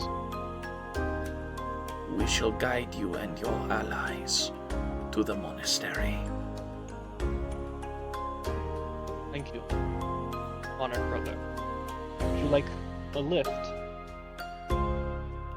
It would be most fortuitous. Please, enter. I thank you for the kindness. He hops into the Twilight Raider, and as he does, you notice that almost as if lowering a wall of, I guess, invisibility, you see 3 guards walk out carrying these like invisible shields and walk to either side of the gate. and let you through.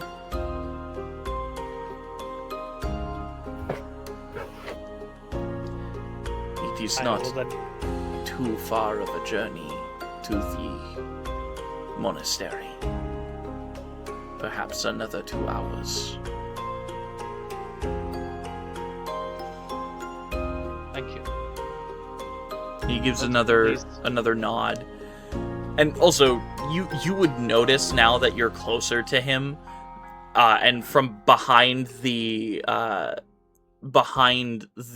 blindfold over his eyes, you notice like scars stretching from his eyes. Oh. I'm sorry. I knew that was somebody like grunting introspectively, but I thought somebody farted on their mic.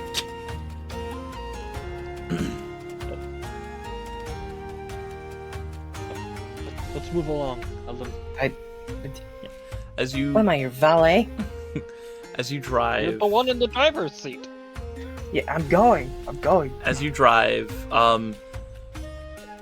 almost as if he can see the road itself, the monk guides you up the mountain, up its winding paths, which, on a couple sections, the Twilight Raider is almost too big for.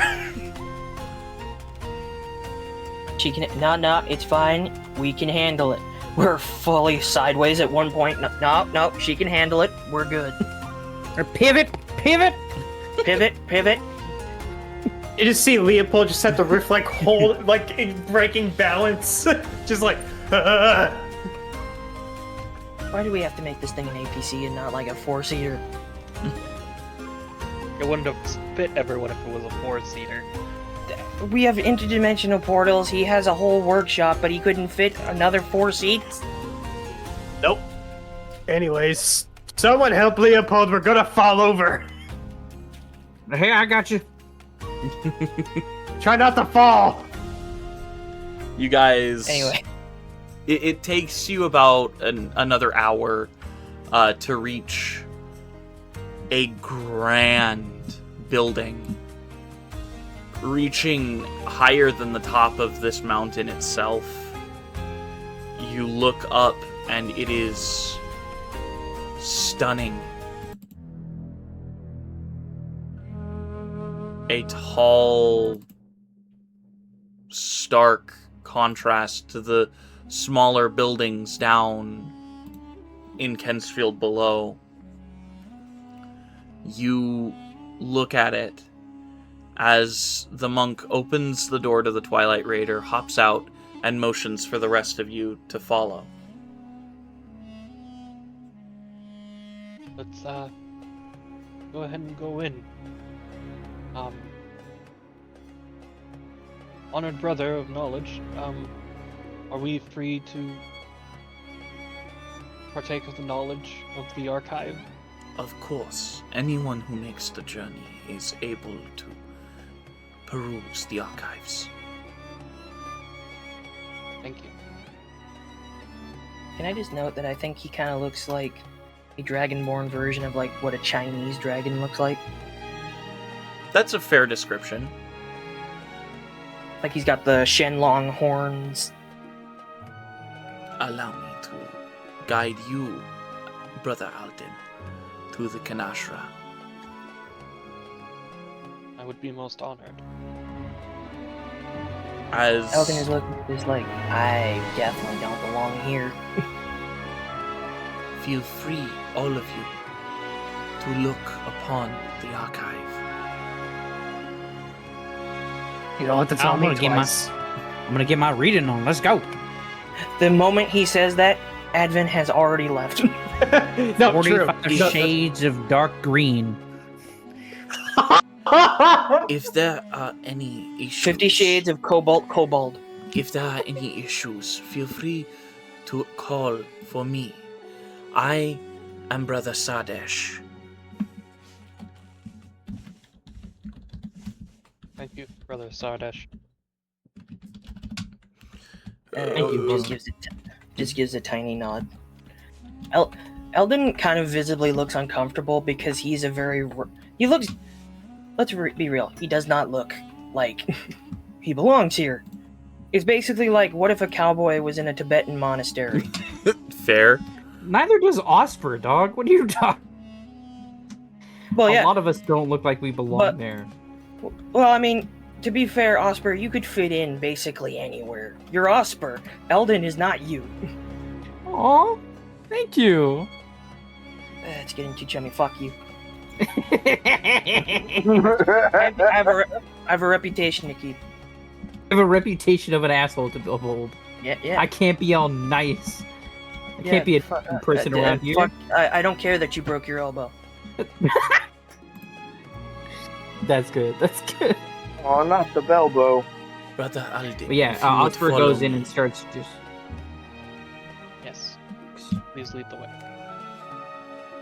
As Sardesh leads the way, you see the high bookshelves, the people vigorously writing down, not just in books, but on these long, winding scrolls. You see one of them get done with what they were transcribing, cut it, sew the edge of this scroll so as to not cause fraying of the paper itself.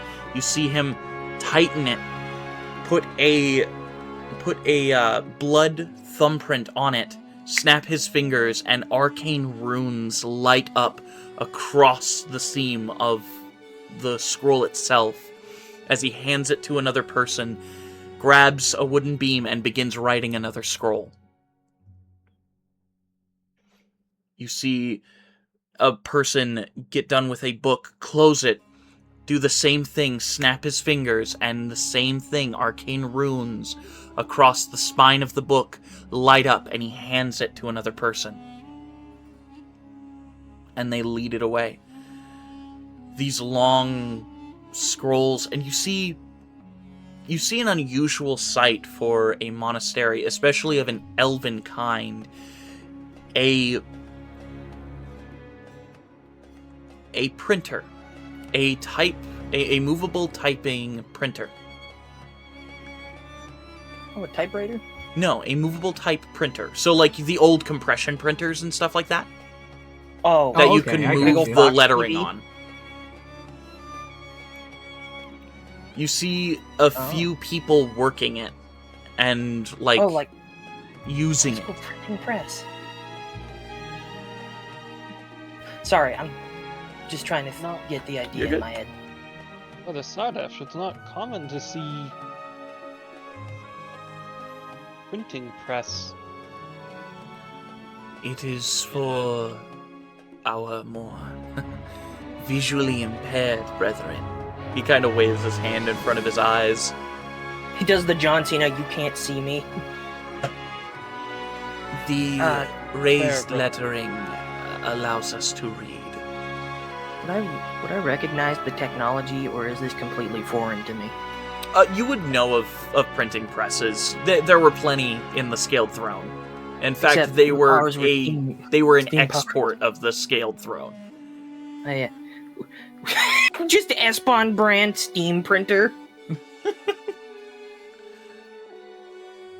Is it a steam Please. printer, or is it like a manual? No, it's a manual. It's a manual printing press. Do I see the mark of the scaled throne on the side? No. Oh, so this must be an import or an export. You continue to Small. follow him, Aya, and you pass by guards who you almost think they're statues at first before the two Terok who are earth imprinted.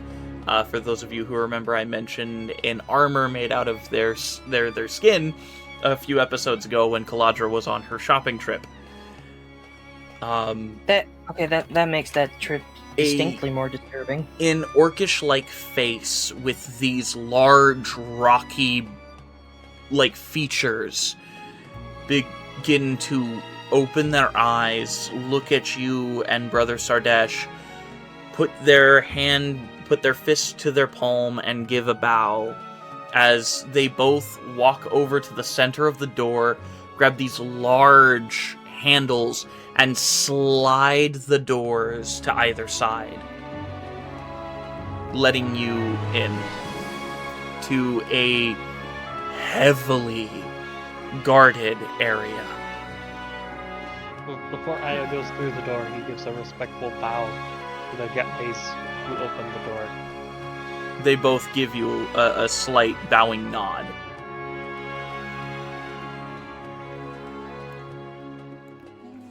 As you enter and are led forward, you see a hunched over figure in the same colorations with a brighter bluish sash across her chest as she turns around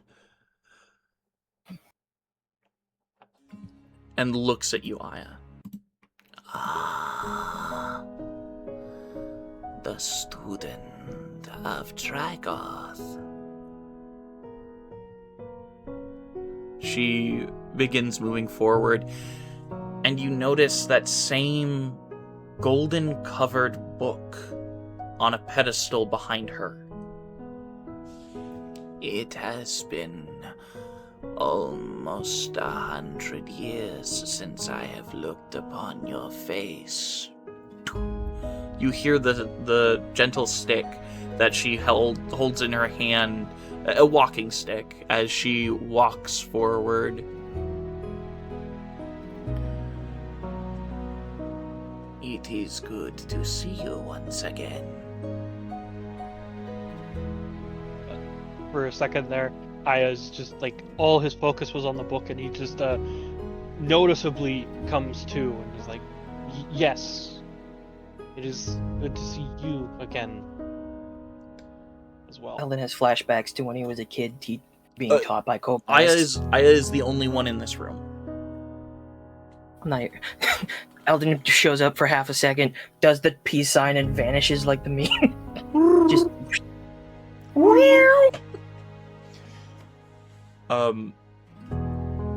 But as she comes closer to you, Aya, she places her hand, an elderly gnarled hand on your shoulder. You have been through much since I have seen you last. Come. She motions you to follow her towards the pedestal as she begins walking towards it.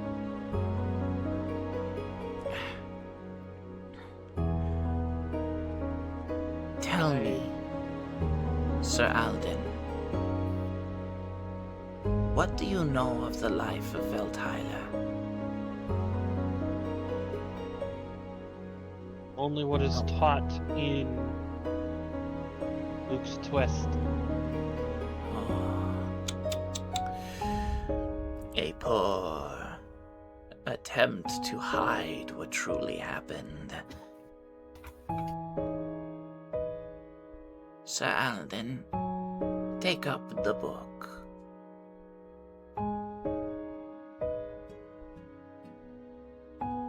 Aya will reach out his hands kind of shakily and pick up the book. It's literally from his dreams. I need you to make for me 3 skill checks of any kind you choose. Okay. Can I do insight, investigation, and religion?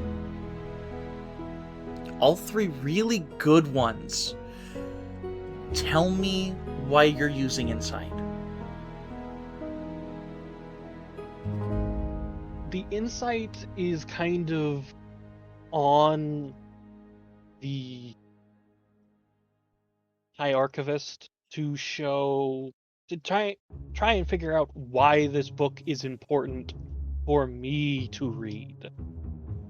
Player's mental note. Kind of Ask somebody about this. I can. Okay. Why investigation? Investigation because in my dreams, I couldn't open the book. And I want to try and investigate to see if there's any reason why I wouldn't be able to open the book now. Okay. Use the detective skills I taught you. Now tell me why religion. Religion, because it's about Veltyler, and to kind of recall all information I have on Veltyler. Okay. Please make your skill checks.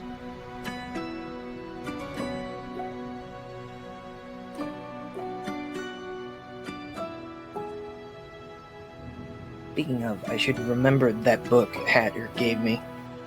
Just as a mental thing that everybody should remember. 21 for insight. Anyone? Right.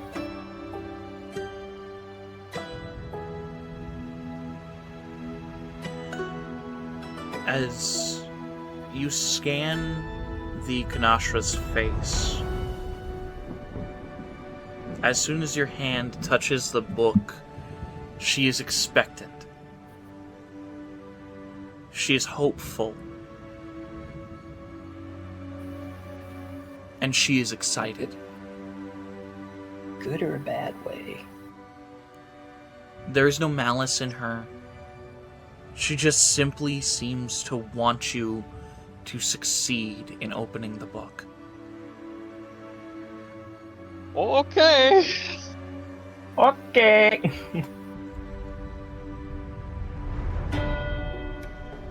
21 on investigation. It does not seem like there is anything holding this book closed. There is nothing that truly makes it seem as though it would shunt anyone out. There's no lock, there's no arcane runes, there's no nothing. It just simply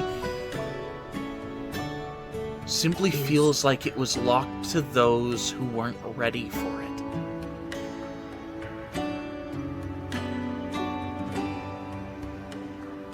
$25 on religion. As you think, you envision Veltyler. For whatever reason, you see a grassy field below great, towering roots leading up to a beautiful, canopying tree. You see gnarled roots leading up to it, almost as if they're stairs. You see people dancing and laughing. You see nymphs floating and chanting and smiling with your people. Your people. Desert elves? Yes.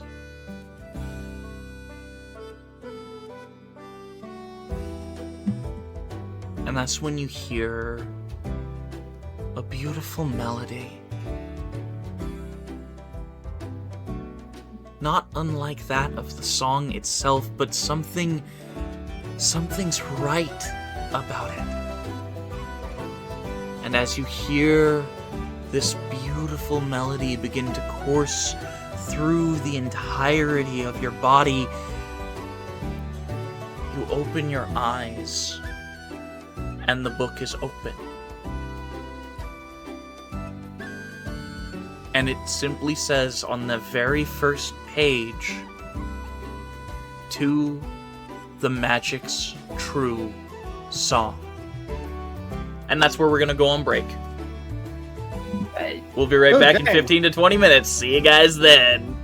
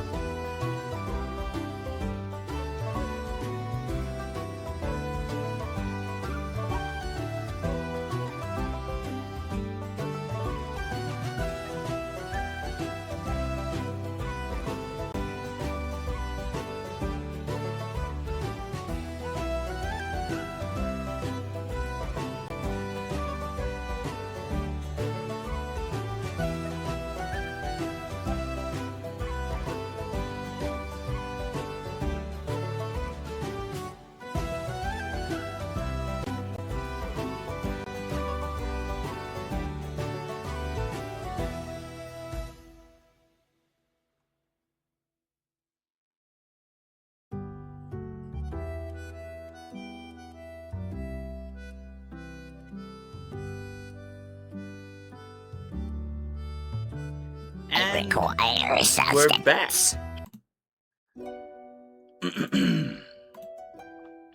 Aya,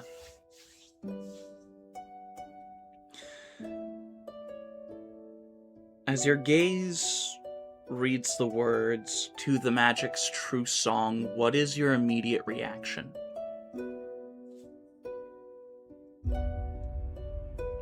I don't know if Aya has a reaction to it. It just He breaks out in hives because he's actually allergic to the paper.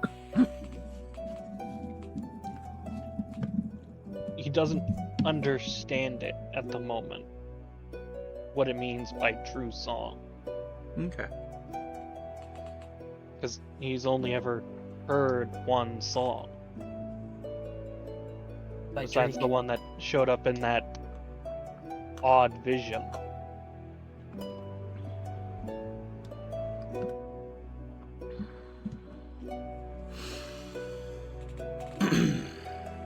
So he'll turn the page to the next. By High Archivist Kanashra. I'm sorry I cannot give this to you in person. But you will reveal yourself when the time is ready. I was a girl when this happened. I recall the moment I was given the blessing of Veltheiler.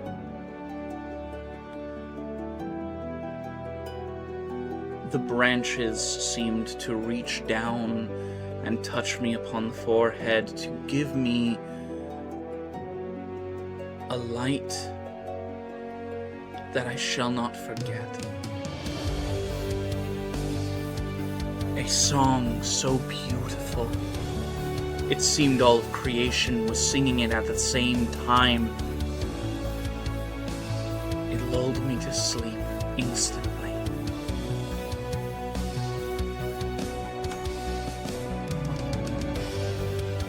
There were 5 who were trusted among Veltheiler's children. Like, after you're done reading, who's Veltheiler?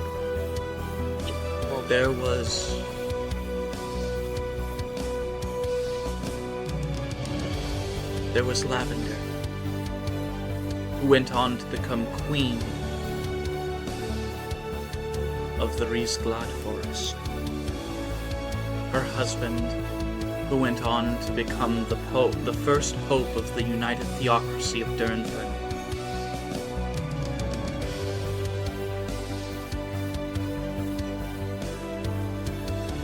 There was the Dark One,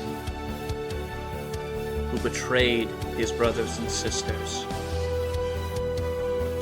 and fell to the darkness. And then there was Tune and Melody.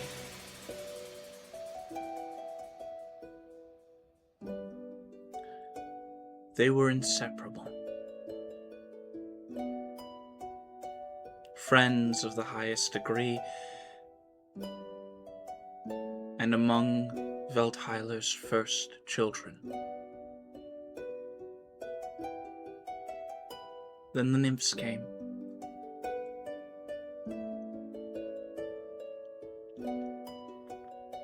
Then came other races. The orcs,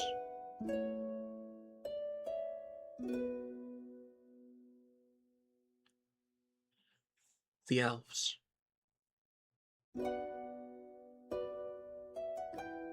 and ones that I dare not even name. Should I be offended?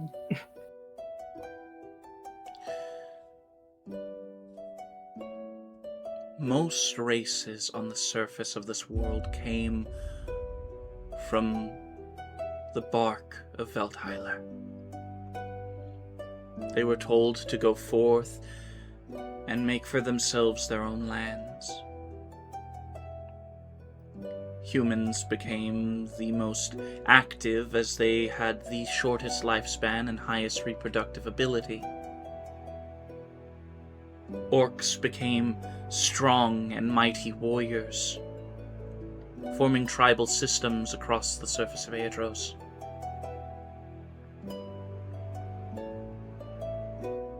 I could stand here for months, perhaps even thousands of years, explaining exactly what happened.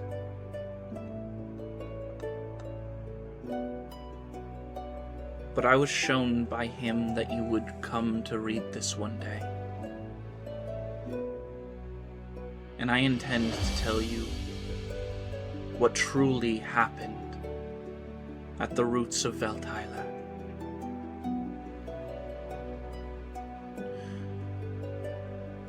Tune and Melody, two of what were later known as Origin Elves, were grand and powerful magic wielders. It seemed like Velthyla itself had granted them the ability to use magic with just a flick of their wrist.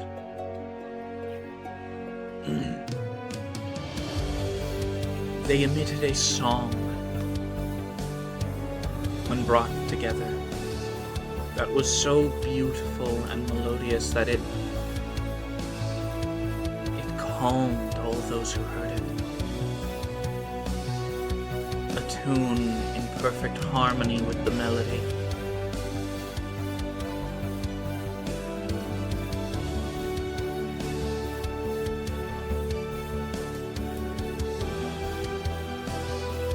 But Melody was not in love with Tune, as Tune had hoped.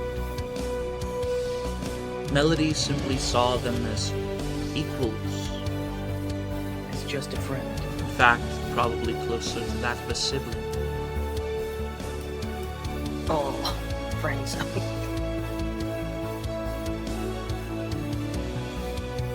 There was much compassion and love in the heart of Melody. And she went on to be the mother of what people would call desert elves.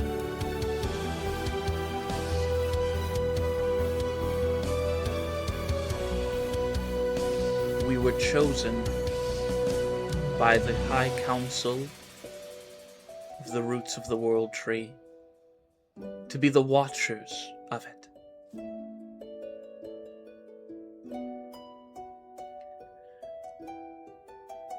The only people who were allowed inside of Velthyla were Tune, Melody, and the other Origin Elves. Little did we know what Tune was doing within the confines of Velthyla's bark. Tune. He was twisting the magic, trying to show Melody that he could be stronger than her without a melody. He himself was trying to become the magic's true song. But he sullied magic. Velthyla began to rot from within, began to decay.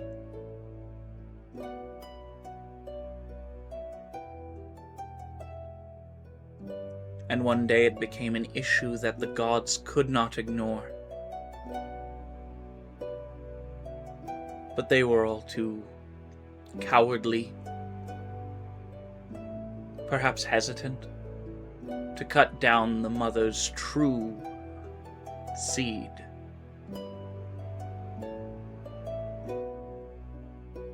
But lo and behold, Ouroboros, the god of justice, rose up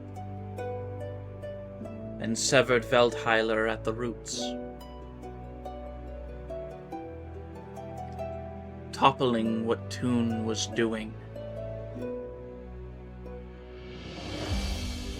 Melody tried to reason with Tune, tried to bring him back from the brink of madness, but Tune would not listen.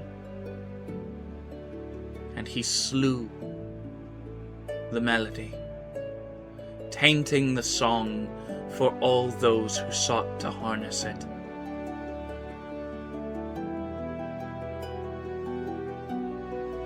Except for those who were her descendants. Those who were her descendants, like you. We could wield the magic song truly and unimpeded.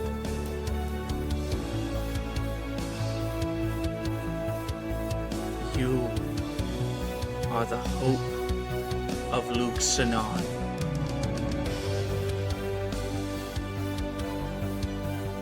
And I hope you can hear the perfected song one day, standing below Veldheiler's roots,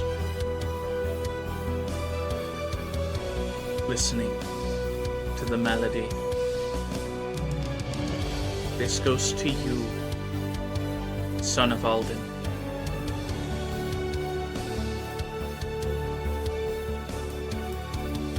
Become the magic's true song.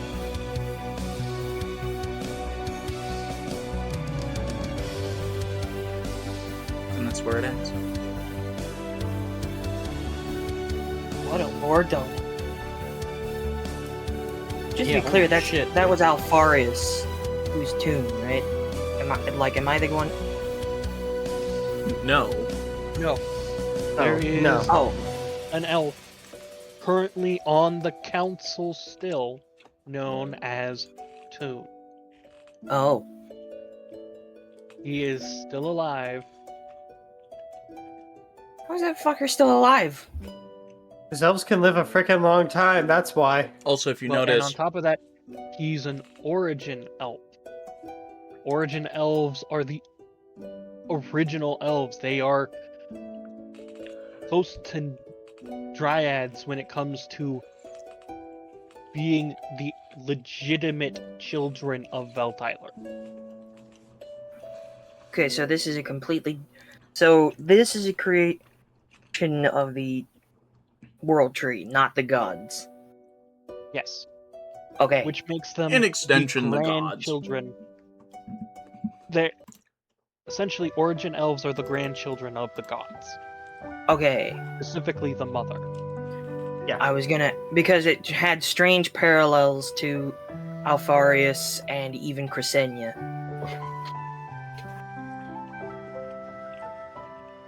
Like to kind of Hey. keep it short.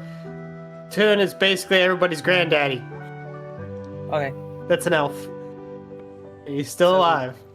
So the gods didn't make humanity or the other races, it was the world tree? They were sprouted from the world Mo- tree. Yeah.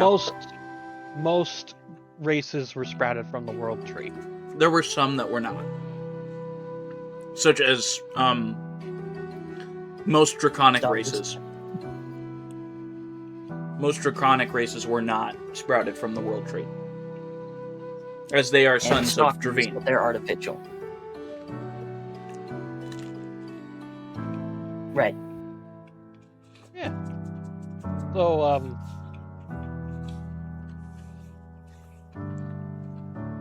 What are you gonna do with this fucking information?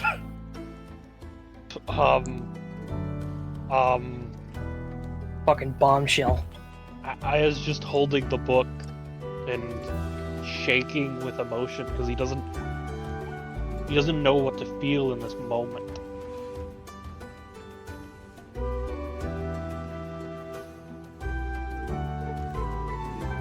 You feel the elderly hand on your shoulder once more. What did you read? I'm in the goblin fire. I read that Toon is a blasphemer.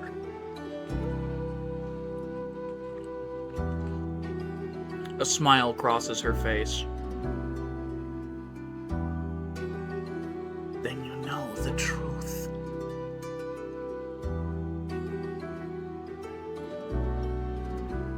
must reveal it. Restore the magic's song, so that the descendants of Veldheiler can restore him.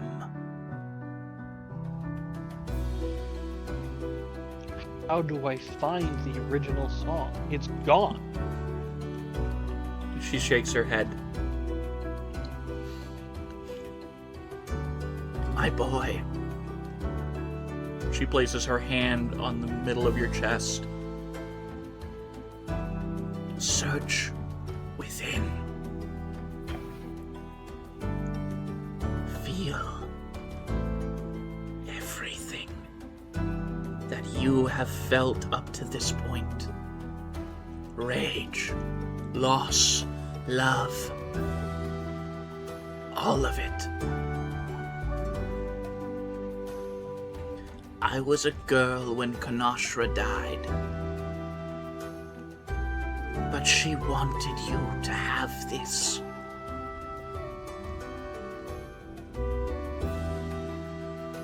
That was over 1,000,000 years ago.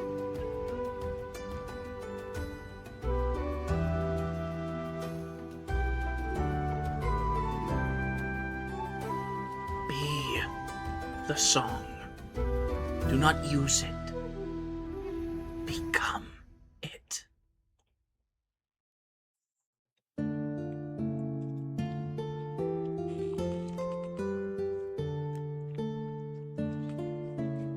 Aya closes the book and just kind of walks out of the room.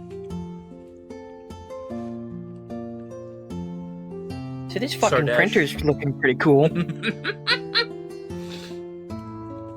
Oh, this is some spicy reading. Found one of the porn books. No, it's 50 Shades of I Cobalt. said Cobalt. dark green. 50 Shades of Scales. It's a every single culture has their own 50 shades, but it's 50 shades of gray, 50 shades of granite, 50 shades of beard. For Warforged, it's just 50 Shades of Sheet Metal. 50 Shades of Axes. 50 Shades of Alloy. No, for the orcs it would be 50 Shades of Blood.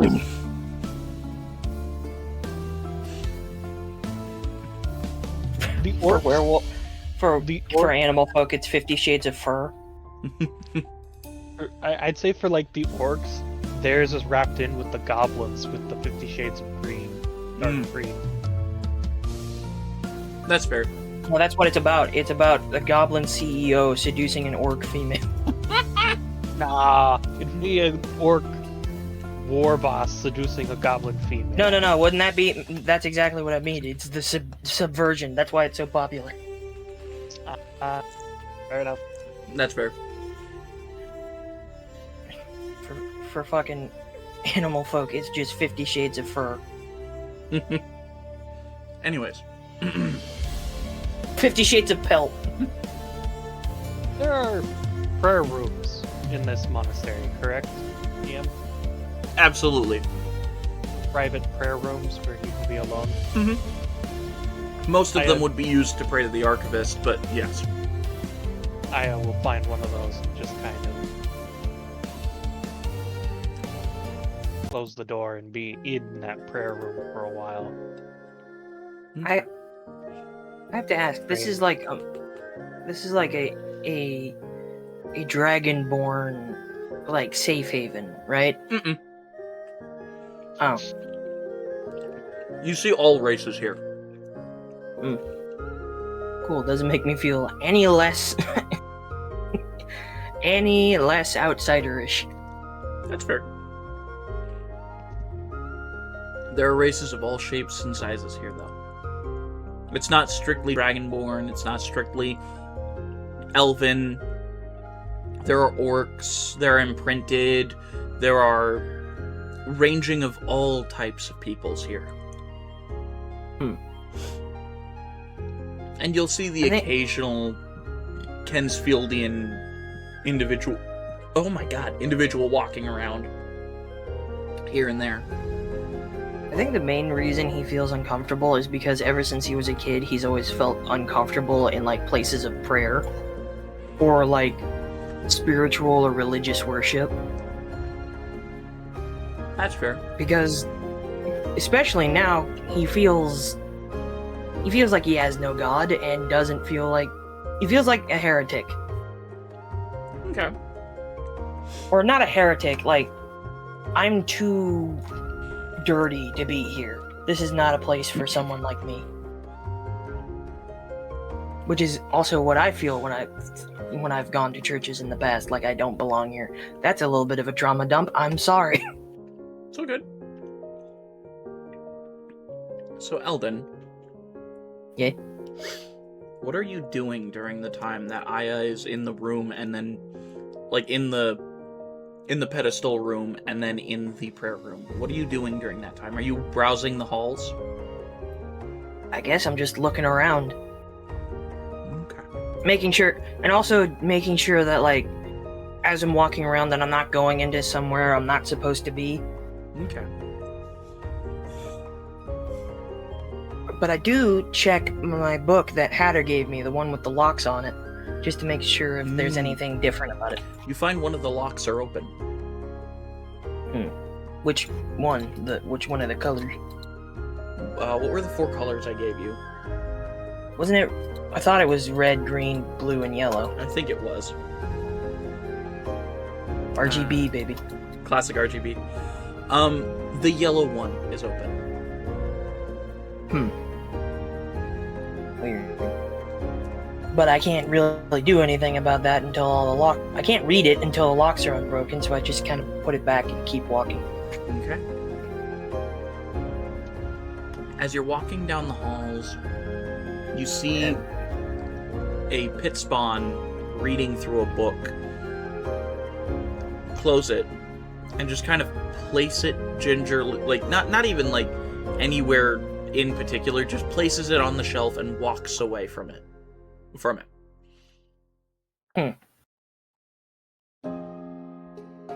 This is bait.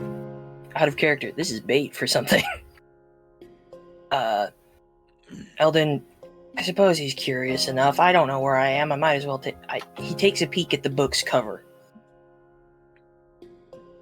As you look at the book's cover, it is a symbol of a serpent devouring its own tail. Ouroboros.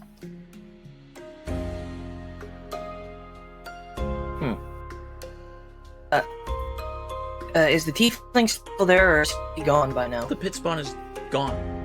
It's like you looked at the book, looked up, and they disappeared. The reason I asked that is because he was gonna be like, "Hey, are you done with it?" This halfway through, he looks up, alone.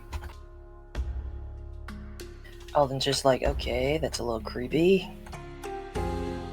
I'm gonna make like an investigation check around on my surroundings before I look at this book. Go ahead. Hold on, please. Please. Pass me the butter. Anyway. Yeah, not bad. 8 plus 7, 15. There's no one around. Doesn't seem to be any traps around.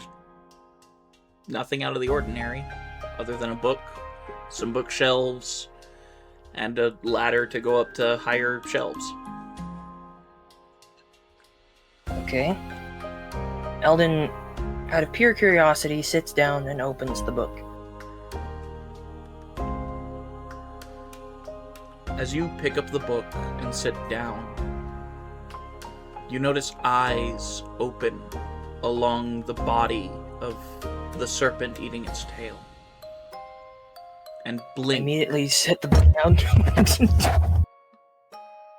As the eyes This is blink some fake at you shit. from the floor.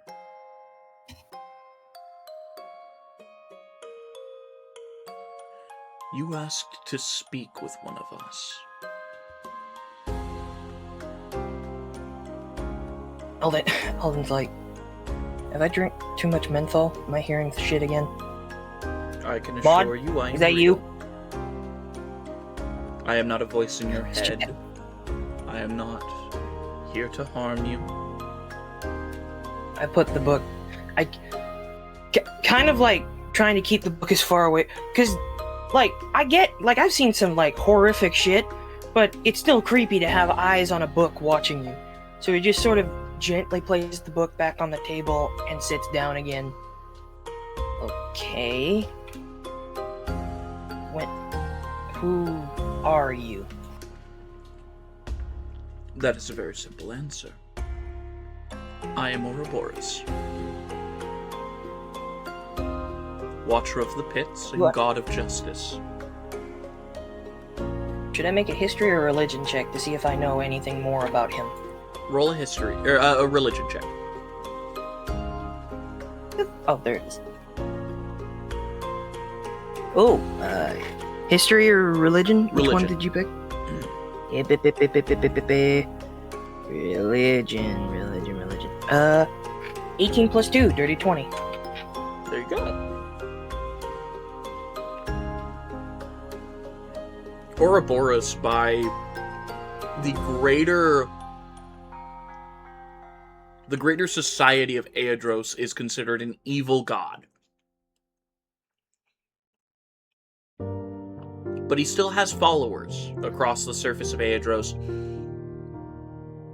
who people generally leave alone for some reason. You would know that he is the god who toppled Veltheiler the World Tree, and was then sealed by the sun god Artios afterwards. Or at least that's the story told. Okay. And this is just something I remember. Like, tell me if I remember this or not, because you're the DM. Yes, this is But just... I would remember. Sorry. I would remember that back when I was hunting the Onum Caligora with my cousin Phyllis Bloodbane. The main reason the Onum Caligora were trying to come up here was to get away from Ouroboros. Mm-hmm. That is correct. Okay. That is correct. Eldon is looking a little suspicious at the talking book. Then again, what right does Eldon have to judge? He talks to himself on a daily basis. You're Ouroboros. Yes, I just said that. Eldon catches what he did. Okay. Why are... Okay. I did do that. But why are you the only one to answer? I'm the only one who cares. Ellen kind of does like a knowing, like you know when somebody says something you agree with, even though you don't really know them, you kind of like, eh. There's no way to properly describe that sensation. I guess like, I shouldn't have phrased it like that. It's not that my siblings don't care. That begrudging shrug of acknowledgement. Yeah, or like when you roll your eyes up to the top of your head and go, okay, that makes sense. Fair point. Yeah, go ahead. It's not that my siblings don't care. It's that most of them wish to stay out of your story. Makes the archivist's telling more interesting.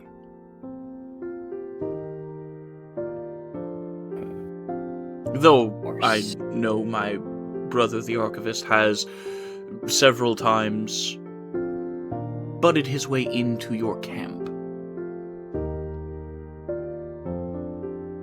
If that's code for talk to me, then yes.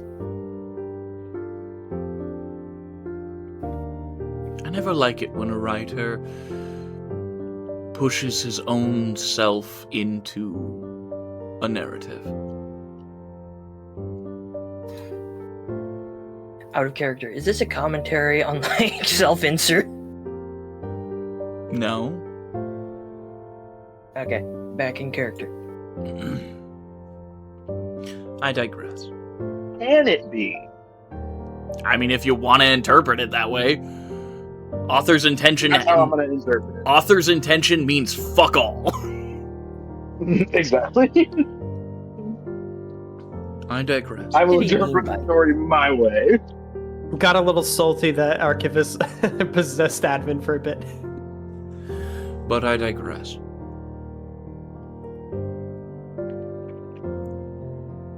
Aren't you? But why are you trying to talk to me? Aren't you the Lord of the Underworld? Are there other people that are better to corrupt than I? I am not here to corrupt you.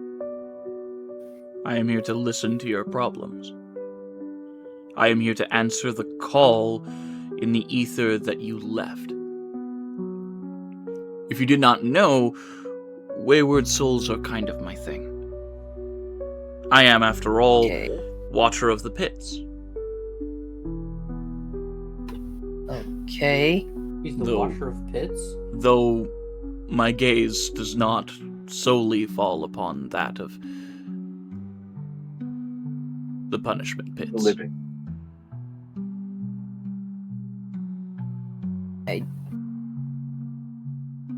I wasn't expecting an answer, to be honest.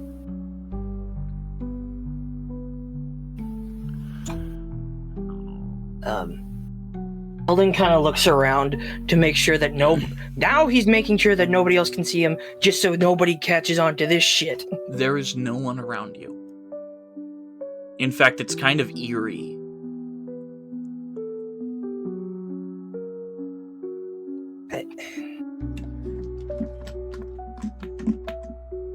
I'm not entirely sure what to say.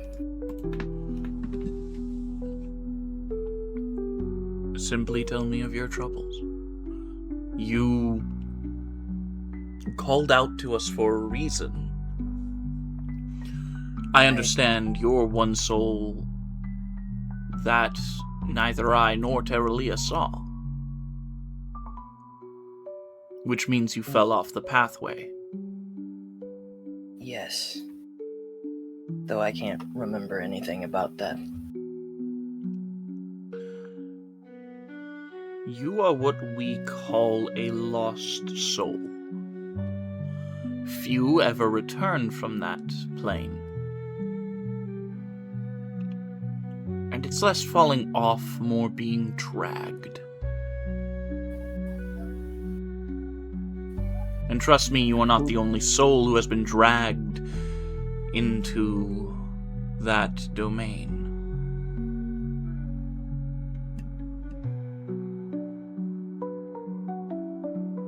Oh, okay. Who pulled me off? Who's to say? Could have been Alfarius. Or perhaps even Corsenia. Or perhaps it was the font. So you know about the font. We all know about the font.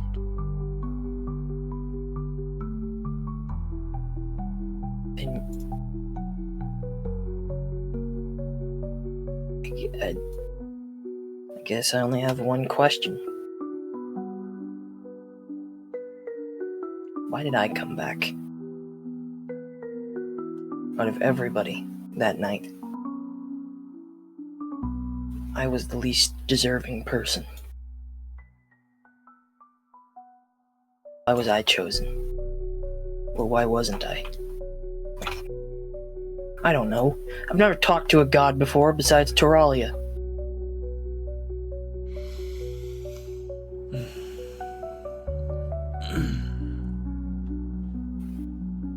I do not have a specific answer for you.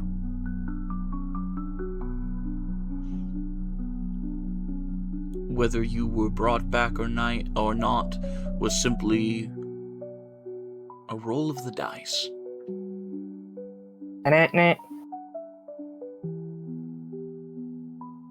Perhaps the entity that you knew as your father wanted you to come back.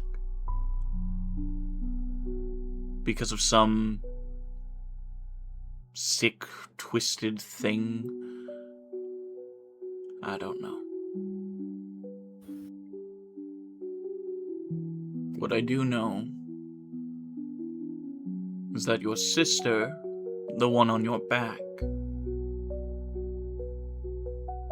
she also was slated to come back. But she has been touching the Nexus a lot more than you have. I know. I've noticed. I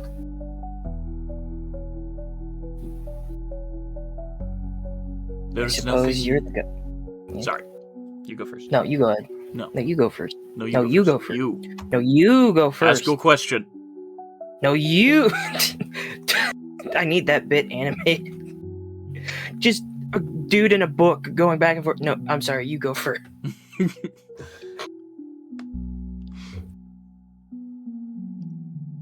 mean, you're the god of justice. Is there any justice in my coming back? I am the god of justice, not chronicling. I cannot answer that any more than the archivist can answer who should live or die.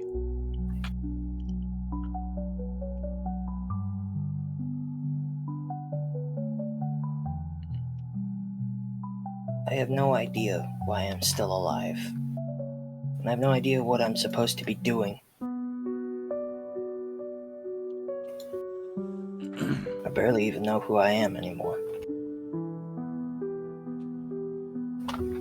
What little of me is left is still broken. All the pieces are in the right spots, but none of them are connected.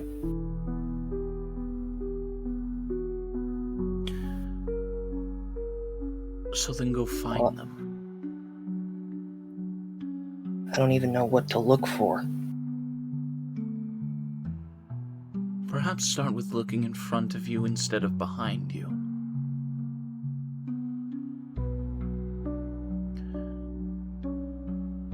There is a pilgrimage your friends are going on, correct? Yes, and I'm going with them. Good.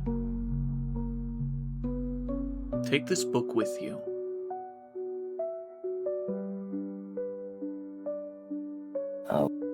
Okay.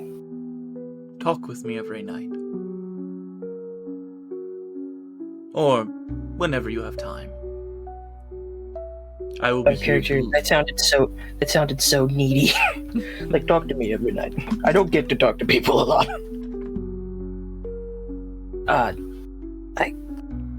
Sure. Why not? It's already crazy enough that I'm talking to a book. Talking to a book with a god who is usually considered evil. No, No, the god of evil is in my back, and he pulls out Vertebreaker. Ah. The Cursed Blade Vertebreaker. Wish that I would have known it was the cursed blade before I fused it with my spine. If you would like help relieving yourself of the blade, I can assist. Problem is that I can't just hand this off to somebody else. Then don't. When you reach Telwyn Shu, which is, by the way, one of the greatest storages of cursed magic items on the surface of Aeidros, ask them to take it.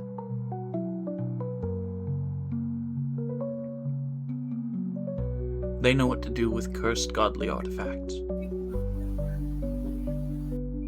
Well, that's easy for you to say. You don't have have it as your spine. No, instead I have them as my underlings. Who are constantly seeking to kill me. Yes.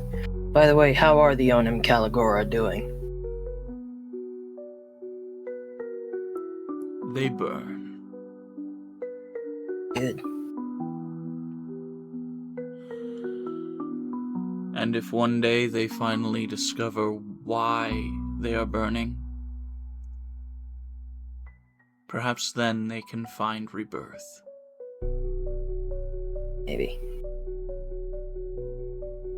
Well, I will leave you for now, Eldon. It's all right. good to talk with someone who is not my follower. It's nice. Okay. One of my clerics recently became a true trustant of my power, and I've found myself in a good mood for the past 1.5 years now. So I thank you Good for for this. You're welcome, I guess. I look forward to our future talks. Again, whenever you have time. You don't have to speak with me every night. Like every chance you're not doing something else. Like, I don't want to talk to my fucking cult leaders anymore. They get very creepy very fast. They keep giving me grandiose titles, and it kind of weirds me out. They keep sending me hearts as sacrifices, and I'm like, I don't. They know keep what sacrificing to do. virgins to me, and it's kind of creepy. It's kind of creepy. Like, not only do I not know what to do, not only do I not have any desire to do Not only do I not get those people in the pits because most of them are good people, but it kind of sucks because then I have to see those leaders when they come down here, and it's not great. It's not great. And then HR gets involved, and they're like, "Why are Anyways. they sacrificing Awkward. virgins to you again? It's To you just kind of again? We've awkward. had this talk, and I know we've had this talk." It's just Anyways. awkward for all involved.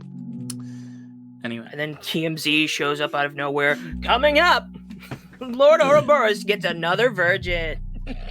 god damn it. Anyways, Okay. Sure, this will be interesting. oh, and you don't have to hide me either. One of your friends just learned the truth about Veltheiler, so Oh, we just dropped a truth bomb on him. ask him about it, and understand the truth. There's someone I must punish personally. I shall return. Okay. I feel like I've learned enough truths for a lifetime. There's always room for 8 or 10 more truths in a lifetime. Tell that to the library in my head. One you have to read. All When the Hatter I'm seeks talking to you learn. now. I'm kidding. Farewell. Just put the book in my other pocket. I now have 2 books on either side of my coat. You feel And I- Maud kind of shrug in your head. Did you get any of that? You feel her nodding. Can you make sense of any of it? Shrugs again.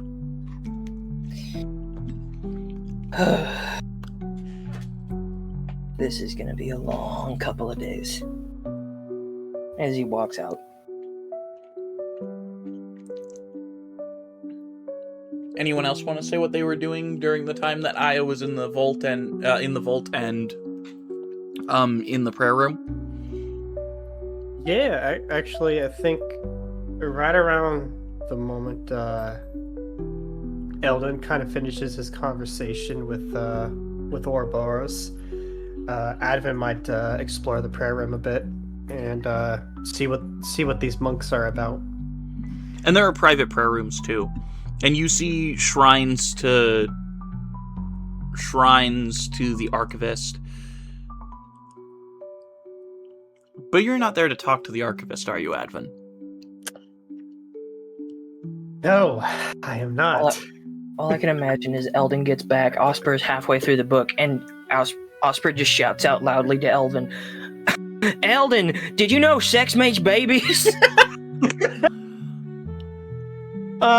gross Okay. She is- misunderstanding of who Which is Oscar is. She is I know, which is acutely funny. aware. She's very aware. Did you know that reptilianoids have a slit where their dick comes out? Oh, my she God. knows. That's what I was not trying to say. Oh, she knows. She knows very She intimately. has. Goddamn, do I? Thadia wasn't her first. They damn Nor sure was isn't he. her last. Exactly. Well, Weldon was a younger man. Maybe. okay. Whew. Yeah, kind of right. I kind of look around, and I kind of look at the different gods who have shrines offered to them. Again, most of them are just the archivist. Maybe some minor like Kensfieldian specific gods, like a god of fishing or something. Okay.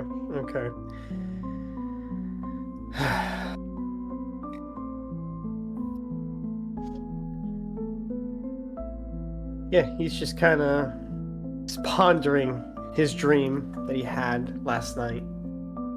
He's looking at the different gods, or at least the archivist, and then just pondering on the different gods. Like, why couldn't they have done something to prevent him from pulling my dead wife's knowledge out of existence?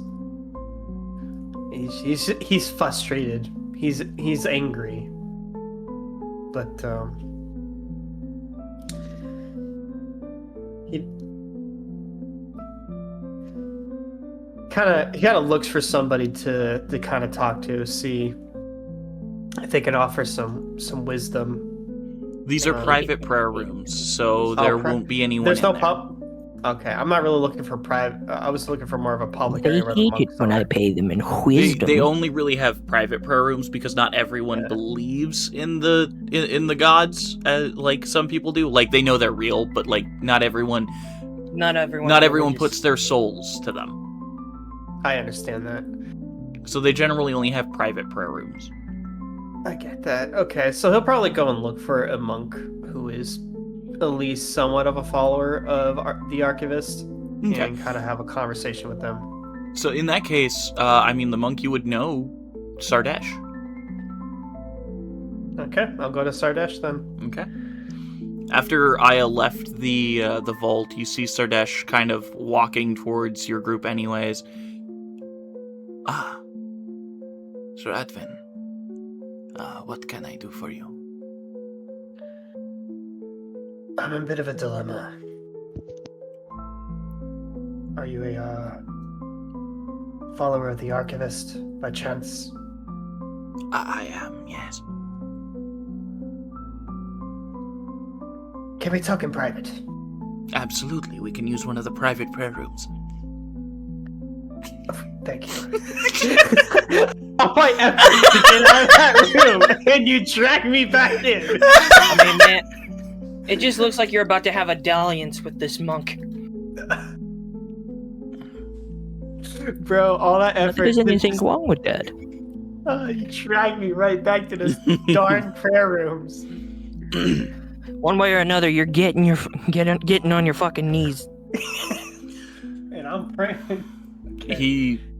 He sits down on the floor and motions for you to sit across from him. He does. What is troubling you?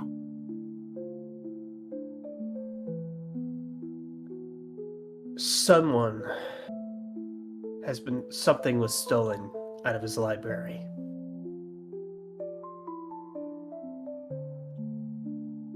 He looks at you enraptured. Well, I guess not looks, but has his face facing you, enraptured So are they in all, what you're Are they saying. all blind? No, just Sardesh. Oh, right, the guy that led us here. Mhm. Also, I will say, Advin, as you look closer at the scars on his eyes, they look almost like that of tiger claws. Don't look too deep into that. Insight check. I told you not to. What are you inciting? seeing if, or at least maybe investigation would be better. I don't know. Try to no. What would be best? Well, what are you trying to determine? If he himself is a lycanthrope or a therianthrope is a better term. I can tell you right now he is not. He's not. Okay. Then, well, I'll keep it at that for now, but I'm Okay. gonna keep that in my notes. Okay. Yeah. His library has been stolen from only one item, though. And this item was important. My wife. My way. If you could see his eyes, they would be wide. Did you see the bandage So- get longer? You speak of the archivist's library. Yes. It was sullied by who? The Iron Claw. Or the Iron Hand, that's what I meant to say. Words. The Iron Dr. Hand Claw just is- shows up. I'll get you, Gadget, next time. The Iron Hand. The Anyway. Wizard of Madness. The man himself.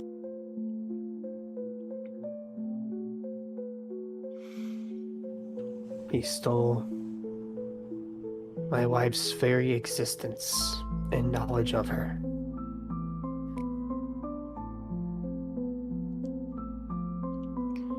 That is something worse than killing them.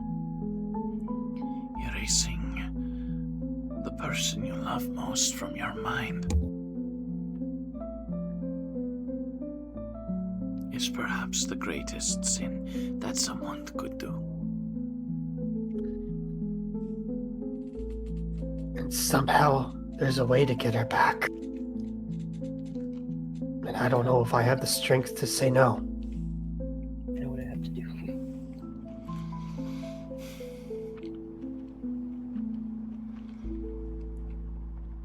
So then, what is the price? Betray the Nightmen when we get to his castle. Help him. Kill them.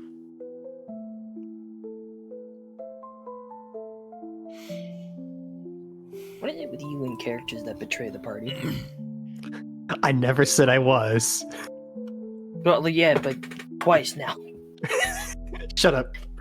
One time's good. The second time is okay. This is starting to become a thing. A monk of our order once had to do something similar. Choose between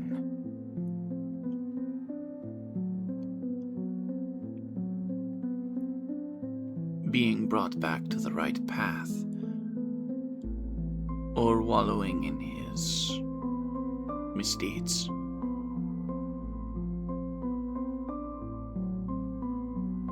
Sardesh removes his blindfold. And you see now the deep gashes and claw marks where his eyes used to be. His lids firmly shut. I gave myself punishment for betraying secrets.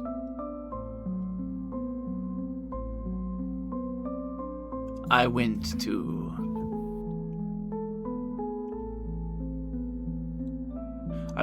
a part that we were told never to go to because of who was there. We were told to leave him. And lo and behold, I went there during a full moon. He kind of looks towards the door, almost as if he's looking outside of it. And lo and behold, I lost my eyes because of it. That's 3 times.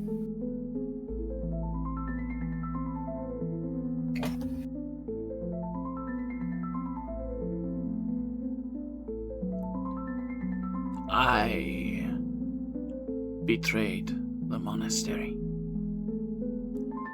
I made my choice, and I regretted it every day. I did it for someone I love, and yet I knew it was wrong.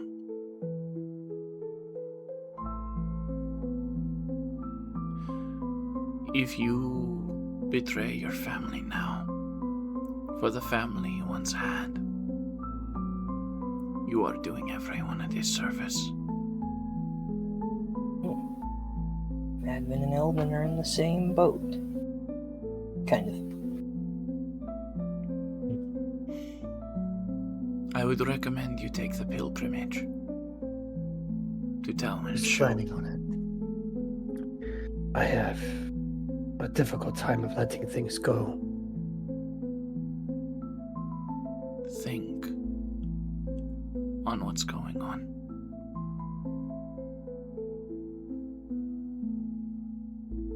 And find your answer. Sardesh stands and exits the prayer room.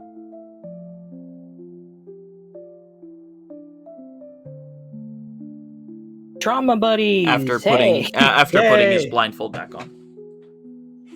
Just walks out. Oh my god! Oh, sorry. Hold on. Let me just put this back on. He turned. It somehow managed. It's like a normal thing where you try to put a bandana on your head, but it's all scrunched up. So now it's just stuck in his eyelids. So it's just like.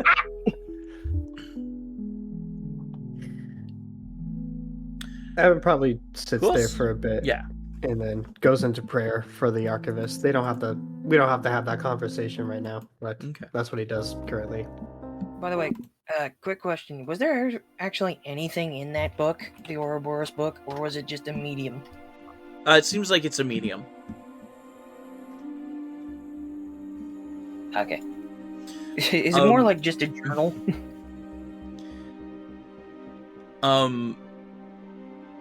Who else wants to say what they were doing? I mean, other than Osper and Eldon. So Leopold, do you want to tell us what you were doing while Aya was in the vault in the prayer room? Osper is imagining getting rocked like a hurricane by a dragon. No. No. She's now reading some very sophisticated books that aren't. Sophisticated 50 book, Shades of and it's just Green. no, No. sophisticated Diary of a Wimpy Kid.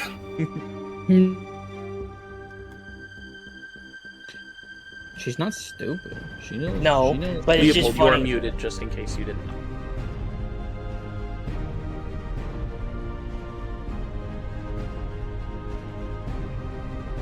Unless he's busy. I think he might be busy. Excuse me. So, Aya. What Yeah. were you doing in the prayer room? In the prayer room, realizing that he took the book with him.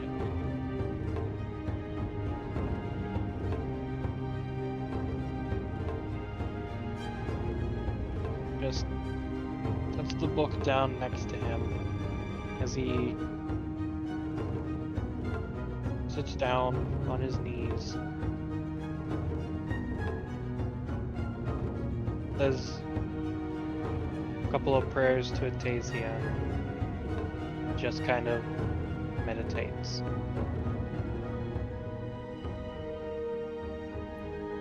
As you meditate, You feel the moon's glow hit your face through the window of this prayer room. And as you look up, Atasia's hands slowly lower to you, almost beckoningly.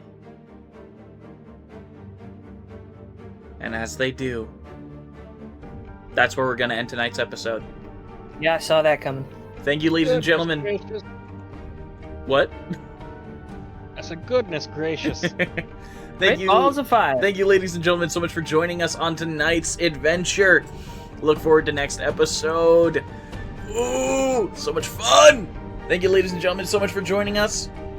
Lemmy, if you would please take us out. O Lord, who art in heaven, may thy booty bring us big booty bitches, goth women of all shapes and sizes.